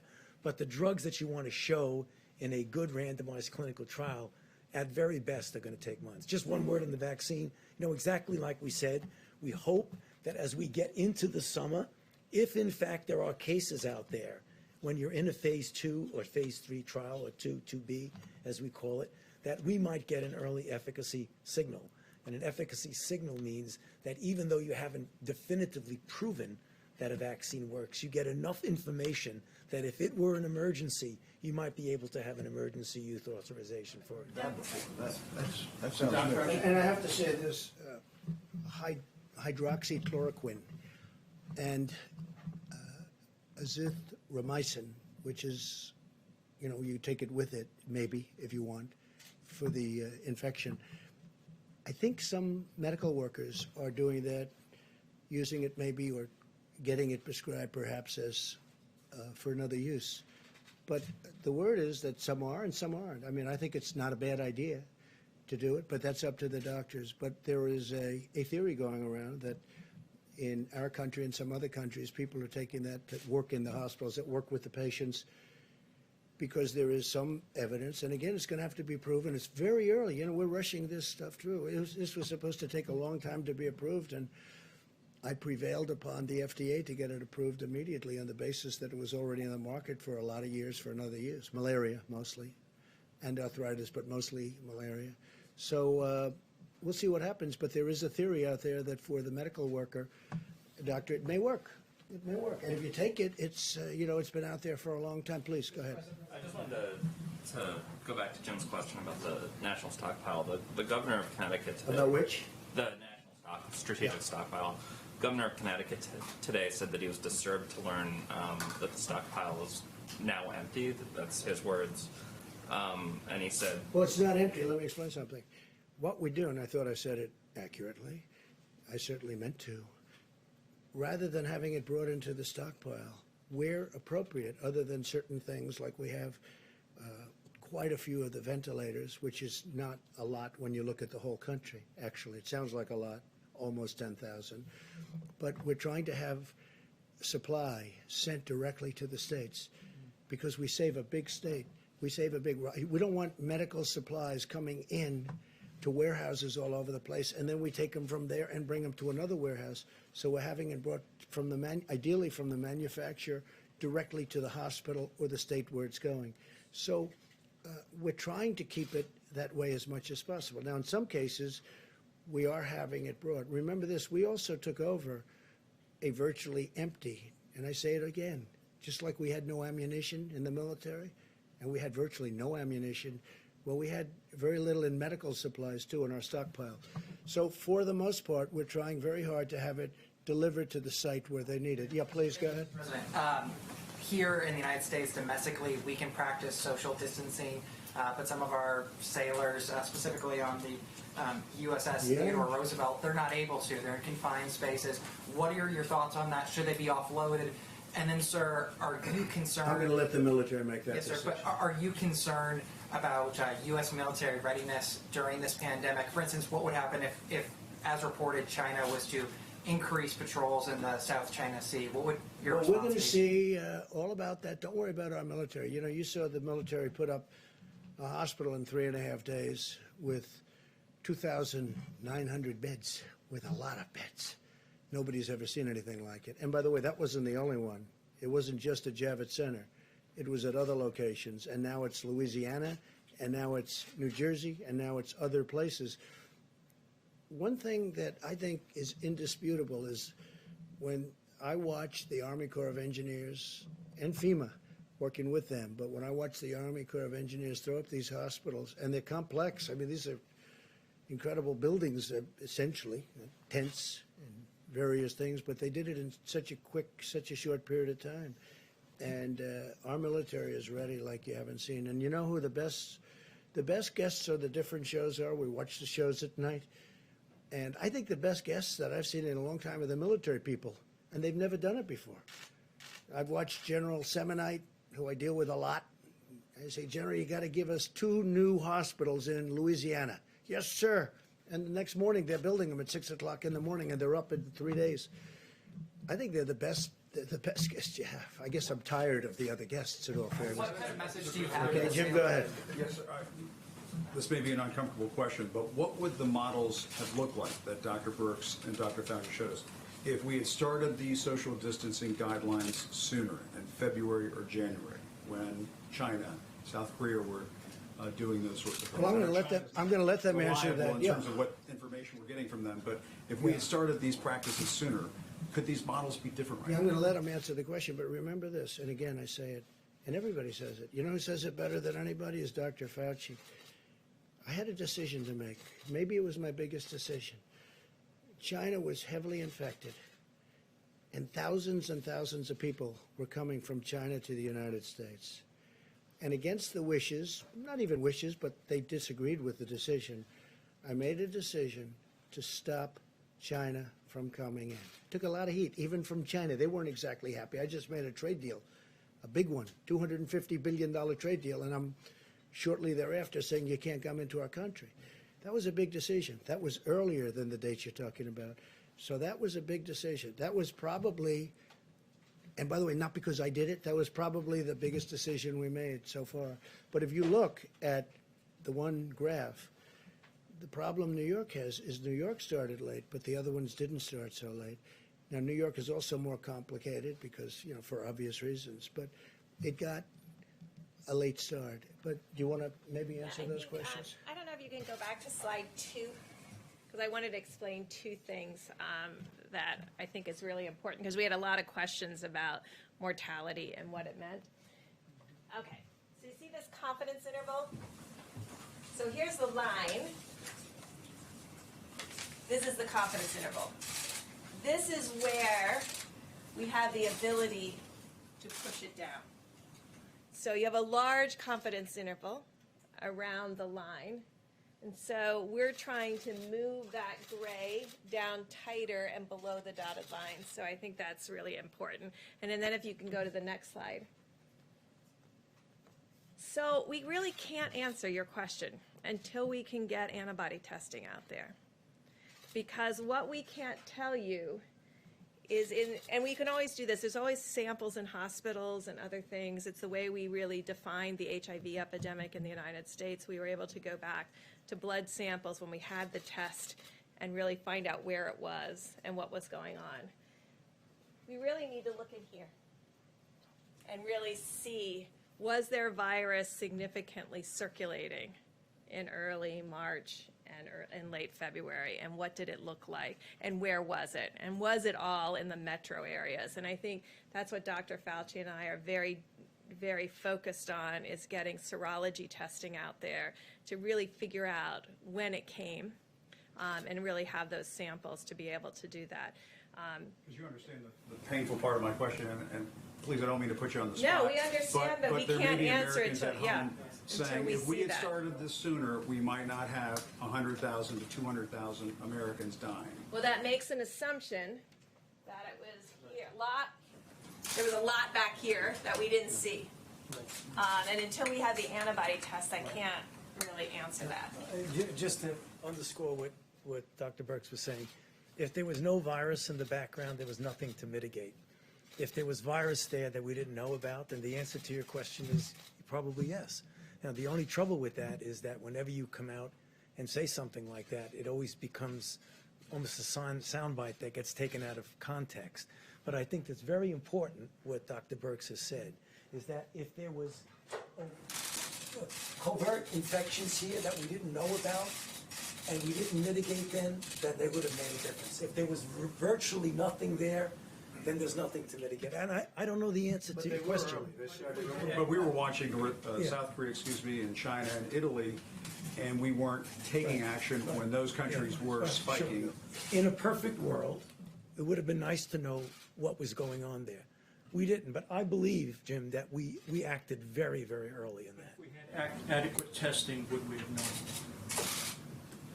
You would have known the same thing. We inherited obsolete tests. Can I speak to that too as well? President made reference to the fact, January 31, he suspended all travel from China. Shortly thereafter, we issued strong travel advisories for the sections of Italy implicated and sections of South Korea. And we reached agreements with those countries to screen all passengers from all airports coming into the United States of America. The president's initial efforts were designed at preventing the coronavirus from coming into the United States. And what our experts have told us again and again at the Coronavirus Task Force is that those actions bought us a significant amount of time on this curve to respond with the kind of mitigation efforts, standing up resources, testing, and supplies that are in effect. But we went from a prevention strategy the president acted on before the month of January was over to a mitigation strategy, which continues to this day. And if I can also say, just to every American, all the questions about resources are very important, and I can assure you that the president and our task force are preoccupied with these issues and working with governors hour by hour to meet those needs. But if Americans will put into practice these guidelines for another 30 days, they'll do their part to lower the curve and save lives, most importantly, and limit the burden on our hospitals and our healthcare system in the country significantly. And so make no mistake about it, while we're going to work our hearts out, leave no stone unturned to find the resources, the masks, the ventilators that we need. And we are going to meet that moment with the full energy of the American economy and the whole of the American government. The American people have a role to play in preserving that medical capacity in a way that will ensure that people that are caught up in the coronavirus, particularly those that are vulnerable to the most serious outcomes, which are seniors with serious underlying health conditions or anyone with an immunodeficiency, have the resources, the support, and the health care that every American family would want their loved one to have. I do think we were very early, but I also think that we were very smart because we stopped China. We had never done that before. You know, we had never closed our borders before, as I read, I don't know, maybe that's not right. And Dr. Fauci had also said that was I think it was maybe the biggest moment because we were stopping the source, we were stopping the infection. But we also stopped Europe very shortly thereafter. That was a big decision. That was not an easy decision either. I stopped them a long time before people started stopping anyway. So we stopped China, we stopped Europe, we stopped all of Europe. And then ultimately we stopped UK, Ireland. Yes. Please in the back, the very back, please. Mr. President and team, going back to hydroxychloroquine, How many clinical trial tests numerically would you like to see before you put a stamp of approval on it? Because there are clinical trials being taking place around the world right now. Sure, please. Is there a number? How many cases would you like to see? That is an FDA decision, and it really depends on a variety of factors. What I would like to see a clinical trial that has a comparison to something that is comparable to what it means without the drug. I mean, I keep saying it, I say it all the time, and I'll say it again. It's a controlled trial that compares it to something meaningful. When that... Are there trials that you're watching taking place around the world right now? Well, there are a number of trials going on, not only in the United States, but also in other parts of the world. You know, right now it's too early to make any determination, but I just want to get back to what I say all the time. The definitive way that you get an answer is by doing a randomized controlled clinical trial. Yeah, please go ahead. Mr. McConnell, You're talking about the chloroquine? Is that what you're talking about? And specifically for the last question? Yeah.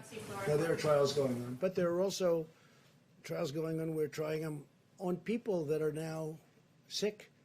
That's a very important. That's a very important trial. Experimented with around the world. So my question was really like, are there We're watching specific... whatever happens around the world. We're watching those trials very closely. Yeah.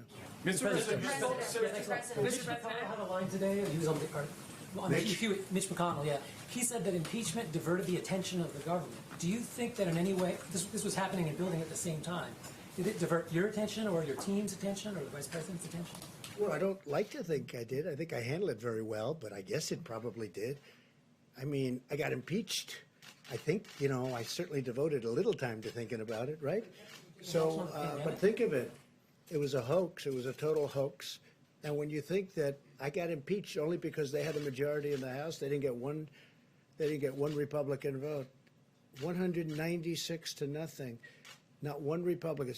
I don't think it's ever happened. The Republicans stuck together.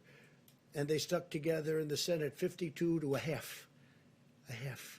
So, you know, when you say that, yeah, I think it took a lot of, I see them going and saying about speed. Well, they probably illegally impeached me in the sense that if you look at the FBI today with what happened, the horrible things, nobody cares about that now because all they're thinking about is the virus, and that's okay with me.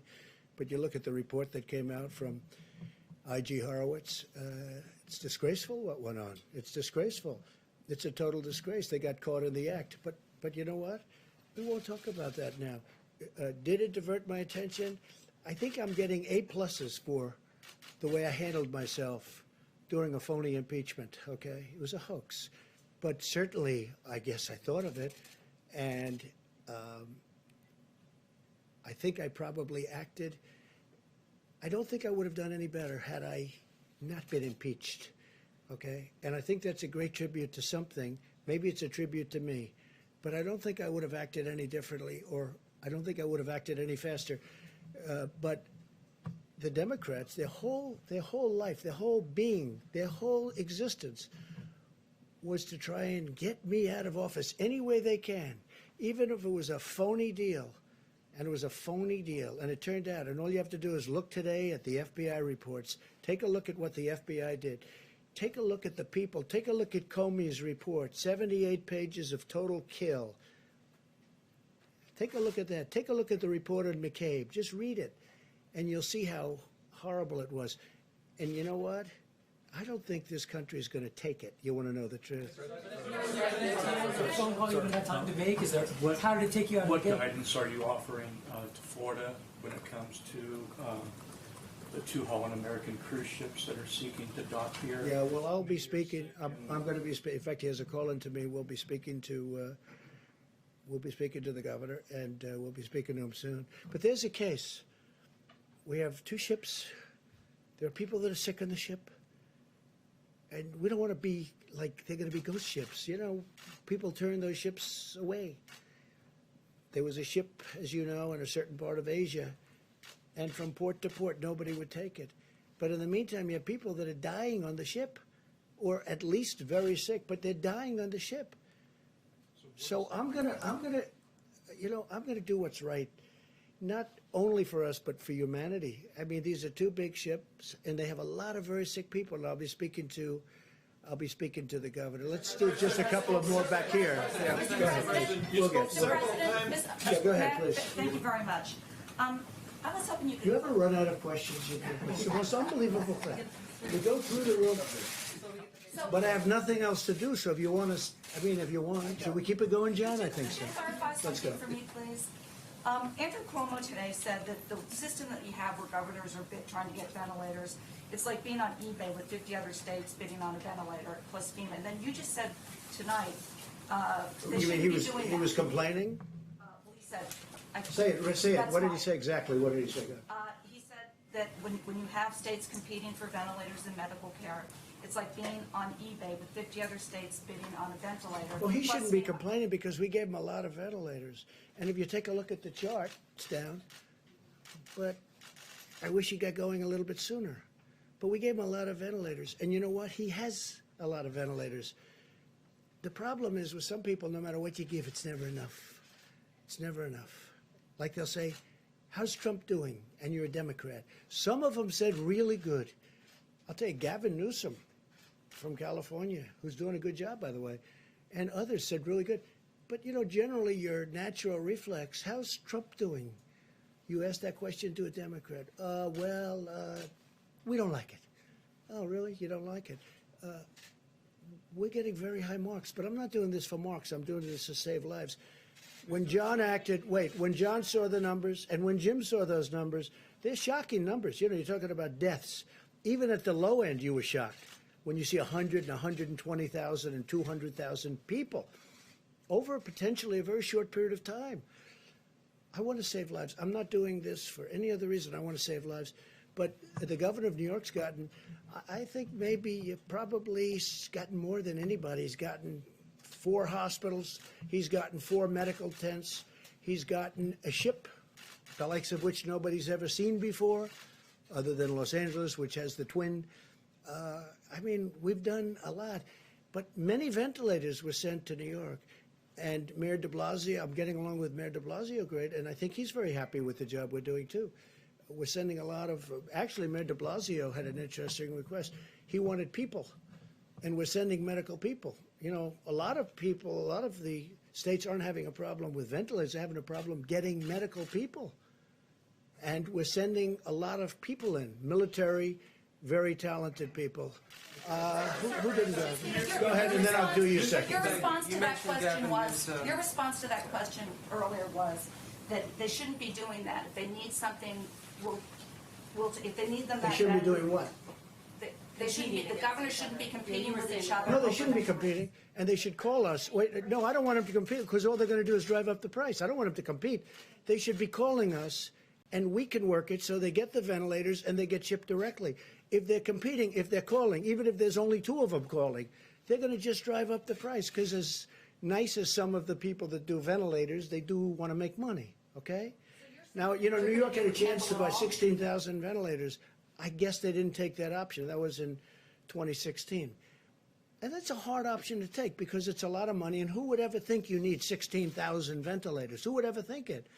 But this is a very unique time in life. And I think, you know, I'm dealing with New York, and we're having a very good relationship.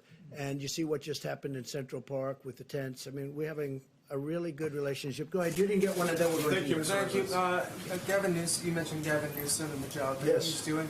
I'm interested in what you think California has done to contribute to the suppression of the curve. Well, they've done a good job, California. Now, let's see what happens, because we could have a spike, doctors. I mean, you don't know. They could have a spike where all of a sudden it spikes upward.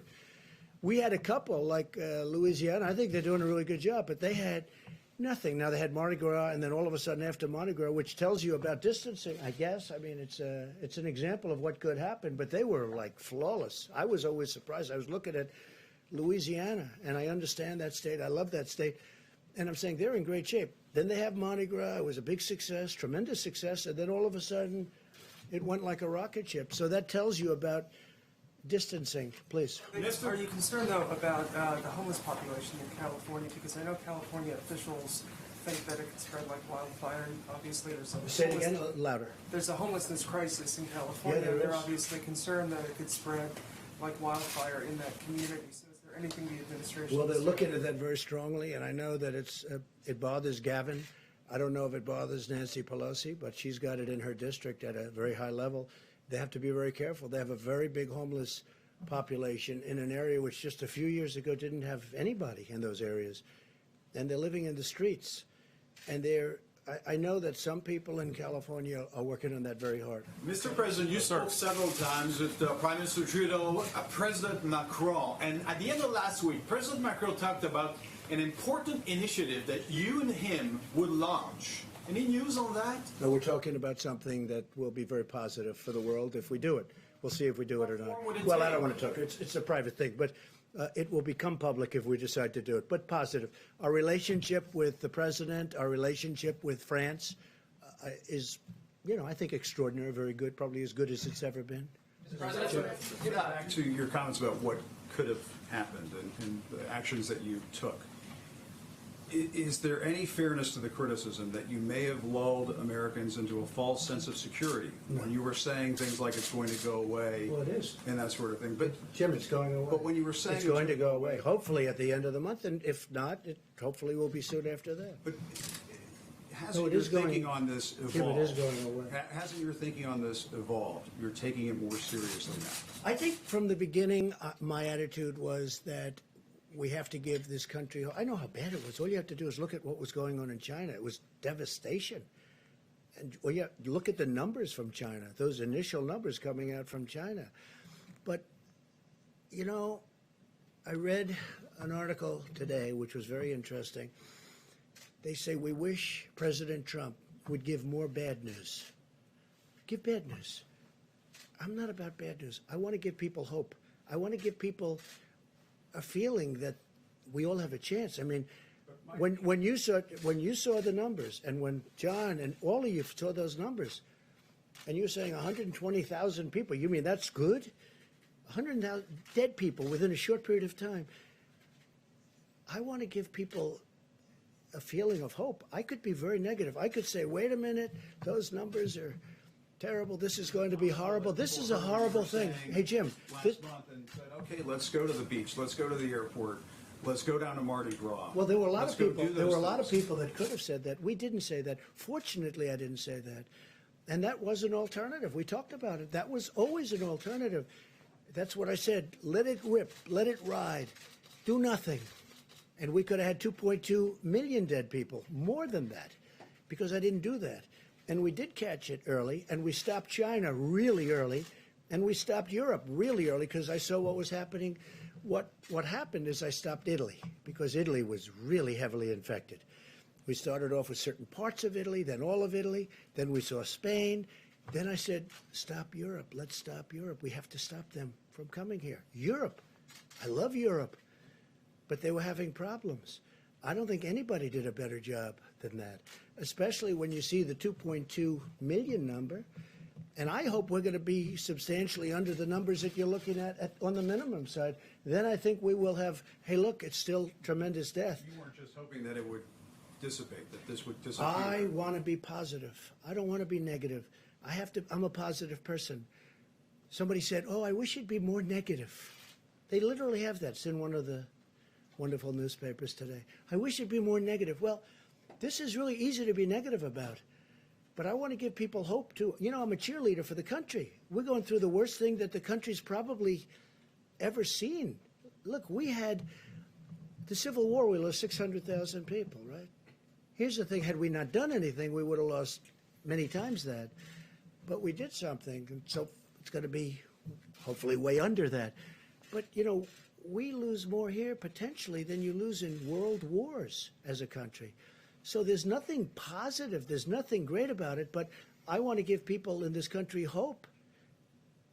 I think it's very important. It was going to be this severe when you were saying this was under I control. thought it could be. I knew everything. I knew it could be horrible, and I knew it could be maybe good. Don't forget, at that time, people didn't know that much about it. Even the experts, we were talking about it. We didn't know where it was going. We saw China, but that was it. Maybe it would have stopped at China. We wish we could have killed it in China. But it didn't happen. It started spreading to Europe. It started spreading here. It started spreading all over. And I'm not blaming anybody. I'm just saying that we have an incredible thing. I think the people, our professionals, our military, our governors, Our politicians, I think they've done an incredible job. I mean, with few exceptions, I think they've done an incredible job.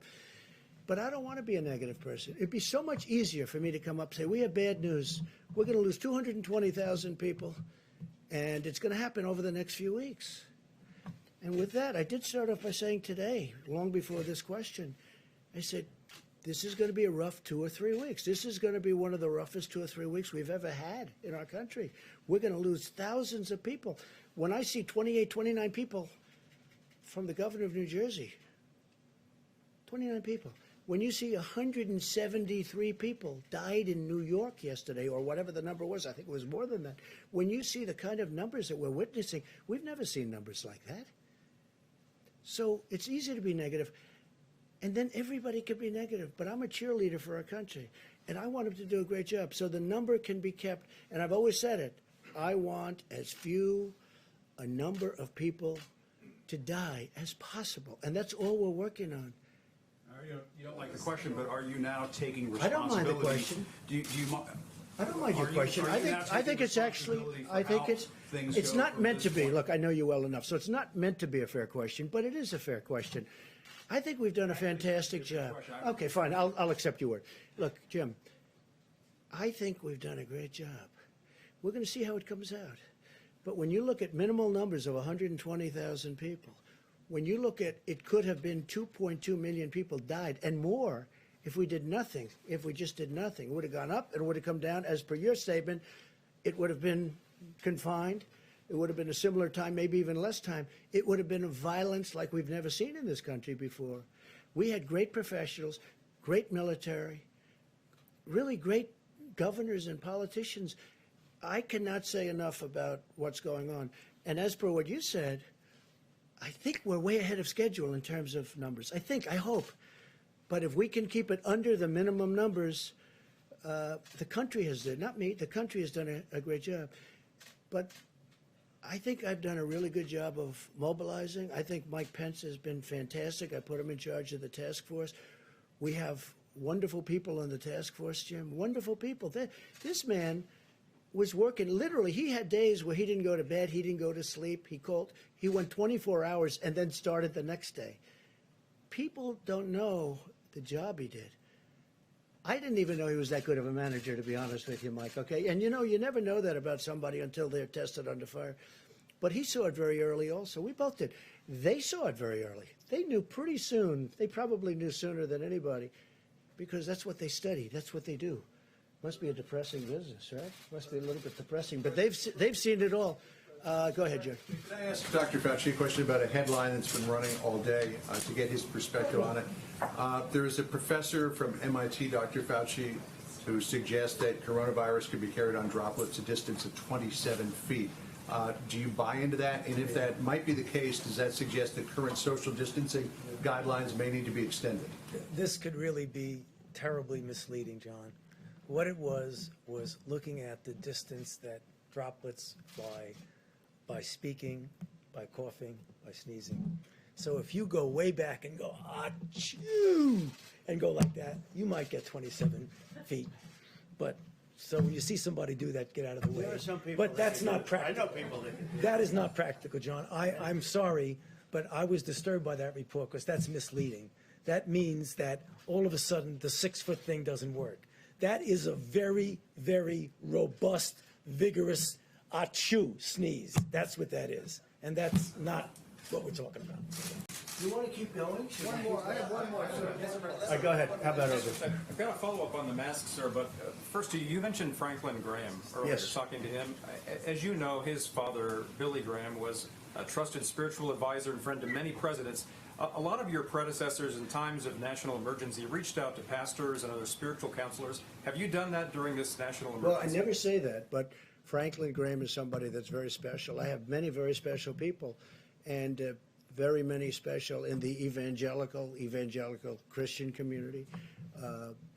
You can talk rabbis, you can talk a lot of, I have tremendous support from religious leaders. And Franklin Graham, I just spoke to him today for an extended period of time. I told him what a fantastic job you're doing. And he does this. He loves doing it. He loves helping people. And he loves Jesus. That I can tell you. He loves Jesus. He's a great gentleman. Go ahead. On the masks, sir, on the masks, maybe for the doctors. What? On the masks, is the reason why there's no CDC recommendation for the public to wear masks because they're meant to save and preserve the masks for the medical workers, or is it because the virus is not primarily transmitted through the air?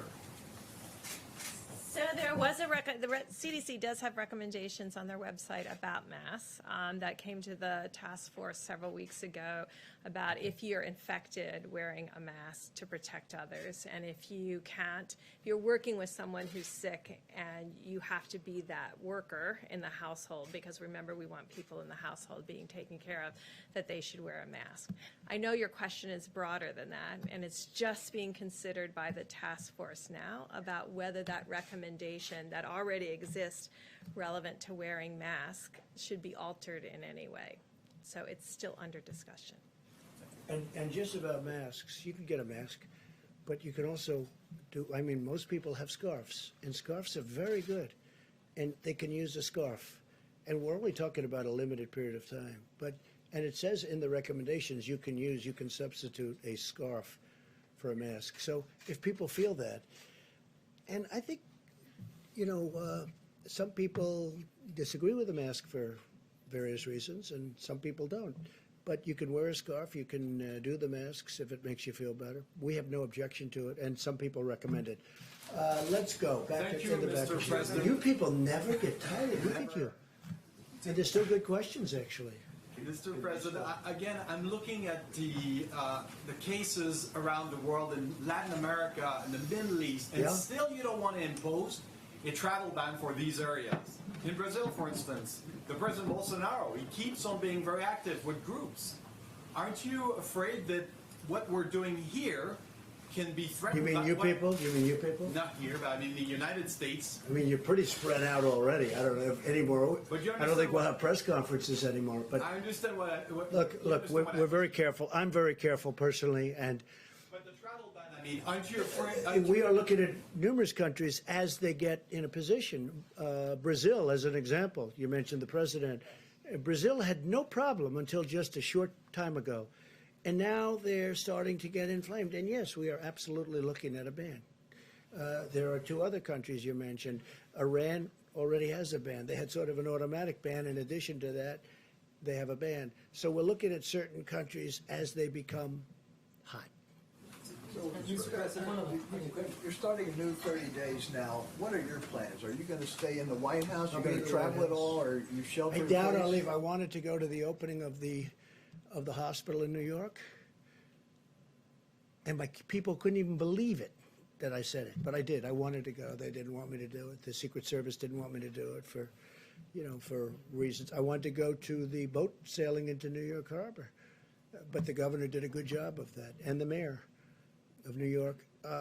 So I'd love to go out, but now I'll be in the White House, and it's sort of like a nerve center, control center. And I think it's important, look, you see what happened with Boris Johnson, you see what happened with others.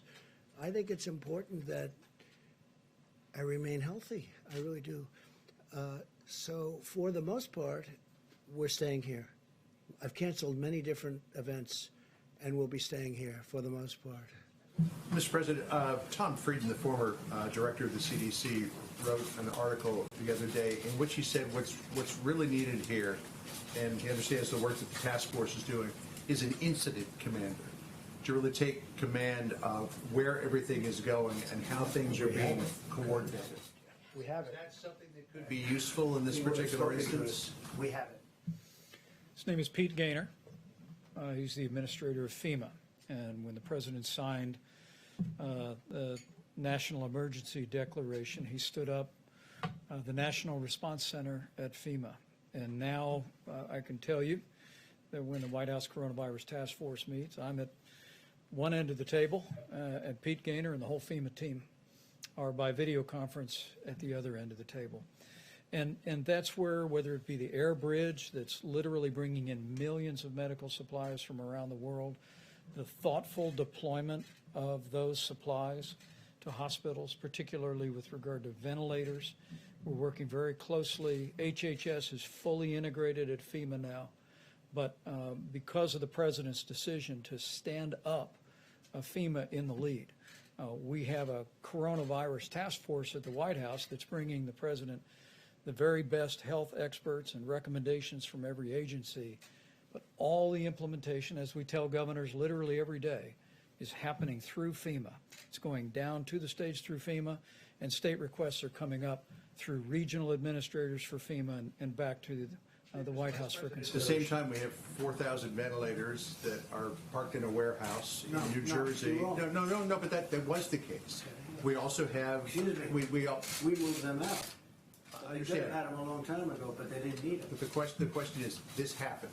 We also have people not knowing about the new Abbott testing facility, or testing system. If there were an incident commander who was in charge of all of that and getting the word out, would that be a useful John, thing? nobody knew about the new Abbott. It was just brought to life 2 weeks ago. They just came up with it. That's right. It was an invention that was just, so nobody knew about it. Nobody knew you could even do it. They did an incredible job. Their scientists came up with the idea a week and a half ago. I showed it to you yesterday in a box. I don't think you can do much better than that. If I may, Mr. President, I think your point's well taken. The Abbott Laboratories point of contact test was approved Friday. The President announced it in the Rose Garden on Sunday. Should have done it. We're socializing that all across the country to every governor, to laboratories elsewhere. And I have to tell you, that this team that the President has assembled, the advisors on the White House Coronavirus Task Force, and then this team at FEMA, whether it be HHS Deputy Secretary Bob Kadlec, who's coordinating all supplies, whether it be Admiral Joie, who is literally working with every state on a county-by-county basis to deploy testing, is impressive. And I think it's given great encouragement to governors. President and I spoke to governors in all the states and territories again yesterday, because governors, I can tell you from my own experience as a governor, in Indiana, we had tornadoes and flooding. Governors know how to deal with FEMA. And as soon as the president stood up FEMA, declared that national emergency, what I'll call a certain amount of muscle memory kicked in states around the country. And we're really seeing a tremendous efficiency and communication, and that's how we're going to go forward. Again, the president's vision here is FEMA's vision, which is in response to a health crisis. It's locally executed, state managed, federally supported, and I have to tell you, we're seeing that whole process spinning up every day, and I hope Americans looking on are encouraged by that system. And I know they're hearing from governors around the country about the flow of resources and testing and supplies, and we'll continue to keep that, what you call an incident command, what we call the Federal Emergency Management Agency, working 24/7. And I have to say this, I've had, in the last less than a week, 3 governors call up that truly have disliked me over the years, even before I decided to run for president. And they said, I have to tell you, you've done a great job. You and your team have done a great job. These are 3 governors, respected, very respected in 2 cases. And they said, like or not like, you and your team have done an incredible job. And I think they have. I think they've done an incredible job. Go ahead, please. Mr. President, thanks so much. My first question is on modeling. Was there any kind of White House modeling based on whether or not there would be a national lockdown or some sort of guidance to every single state that they needed to have lockdowns? So all of the modelers who presented I just want to thank them again, because they assembled from around the globe very quickly about 2 or 3 weeks ago to before we announced the first 15 days to show all the implications of closing the schools, having people stay in their homes, and that's how it was modeled. Stay in your homes, social distancing of 6 feet. So no one actually termed it a lockdown, as far as I remember. It was more about staying in your home. And I think the difference was, and these weren't in the models, and I think when you talk about could we have known something different, I think all of us, I was overseas when this happened in Africa, and I think when you looked at the China data originally and you said, oh, well, there's 80 million people or 20 million people in Wuhan and 80 million people in Hubei, and they come up with a number of 50,000, you start thinking of this more like SARS than you do this kind of global pandemic. I mean, I'll just be frank, that's when I looked at it, I was like, oh, well, this is not, you know, if, as close as those quarters are, you know. So I think the medical community interpreted the Chinese data as that this was serious, but smaller than anyone expected, because I think probably we were missing significant amount of the data now that when we see what happened to Italy and we see what happened to Spain. And so what was modeled is not a lockdown. 2 countries did remove people from homes that were positive and put them in separate spaces. That also wasn't modeled, but it could be modeled. And so we could go back and ask the modelers about lockdown versus not lockdown, but what they modeled was people staying at home. I guess what I was asking is, for best case scenario, since it says best case scenario is 100,000 people, I know you're trying to get that number even lower, but is best case scenario every state basically having lockdown behavior, not maybe actual lockdowns, but basically everyone staying in their homes? So if that's true, why not tell every state to do that? It's everybody social distancing by 6 feet when they're outside. And that is probably absolutely the key more than anything else, is if you're never within 6 feet of any single individual, then you've controlled the virus. There are different methods to get you to that point. And I think what I've heard from our president and our vice president is they trust the American people to understand that they can be outside, take walks, be 6 feet away from anyone else, and be in their homes. And we trust them to do that without having to lock down. And then, Mr. President, a question on I ventilators. just want to add, I think the one thing nobody really knew about this virus was how contagious it was. It's so incredibly contagious, and nobody knew that. This is like, I don't know that anybody's ever seen anything like this. Normally you'd have to get close and touch, and a lot of things have to happen. This is just like, it's truly invisible and so contagious. And I don't think any doctor knew it at the time. I don't think anybody could have known it. People have not seen anything like this. Yeah, so A question about ventilators. You talked about the fact that you don't want to see states bidding against each other. The governor of New York, Andrew Cuomo, said that there should be a federal system where the federal government sets the price, the federal government distributes the ventilators. Why not have that kind of system? Why have this? Well, essentially we do. We've distributed thousands of ventilators, and we have now thousands of ventilators, and we're buying them at a good price, and we're actually making them by the thousands. We're making them. You saw yesterday where Ford is going to have a tremendous number. They're looking to make 100,000 ventilators. Ford has been great. General Electric Healthcare has been great. General Motors has come a long way, I have to be honest. They're working very hard. We're making thousands and thousands of ventilators.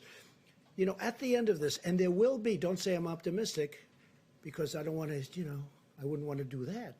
But I am optimistic. I'm a very optimistic person. Let me tell you, we will have thousands of ventilators. And what I want to do is make sure that we always have plenty for the future. But then we want to help Italy and France and other countries that you don't even know about yet with all of the problems they have. Because ventilators are very tough to come by. They're very hard to make. They're very complicated. They're very expensive. Yeah, please. Is Governor Cuomo mistaken? You could go ahead. Go ahead. Is Governor Cuomo mistaken when he's saying Well, that? I don't know. I can't take your interpretation of what he said. I don't know what he said. I think he's been reasonably generous considering he's a Democrat, and I think he'd like to run for president. So I think he's been pretty generous under those circumstances. But he's been very generous to me. Look, I got him ships, I got him hospitals, I got him a lot of things that he never thought he had pay dirt, okay? And I've been very generous on ventilators. If you look, they had 2,000 and 4,000.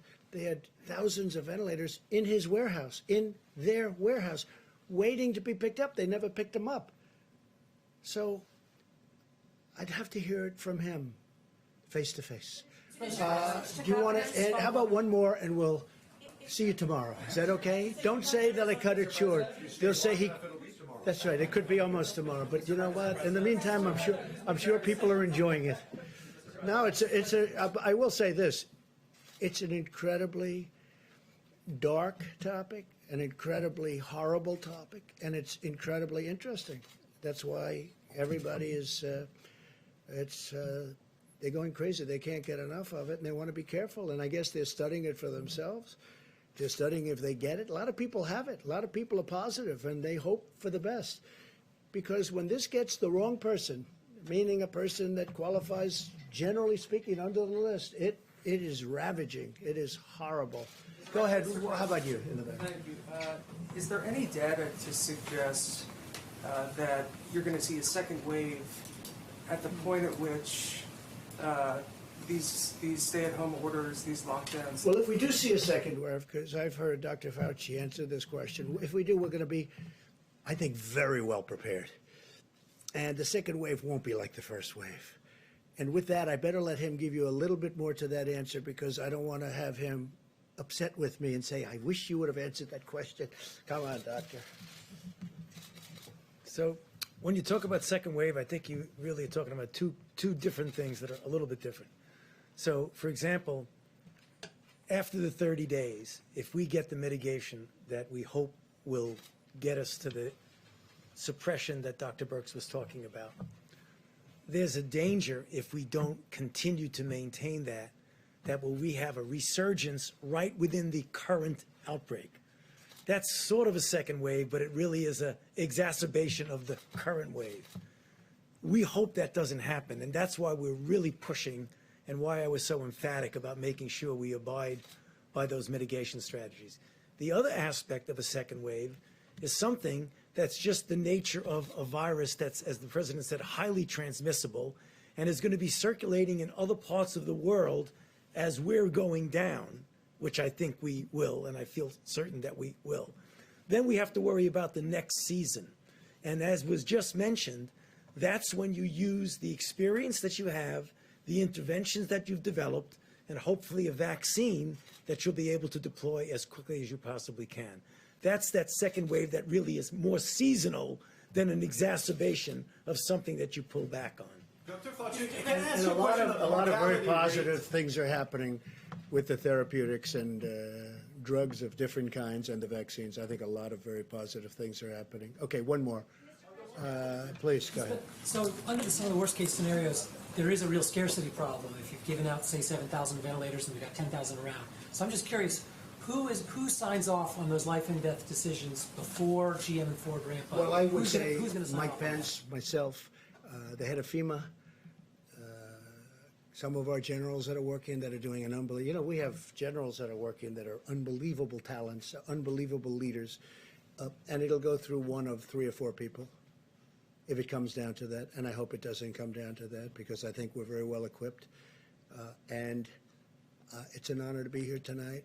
I appreciate it. I appreciate your interest. I think there is a great interest in it, and we'll see you tomorrow. We'll see you tomorrow. Thank you. Thank you very much. Thank you, sir.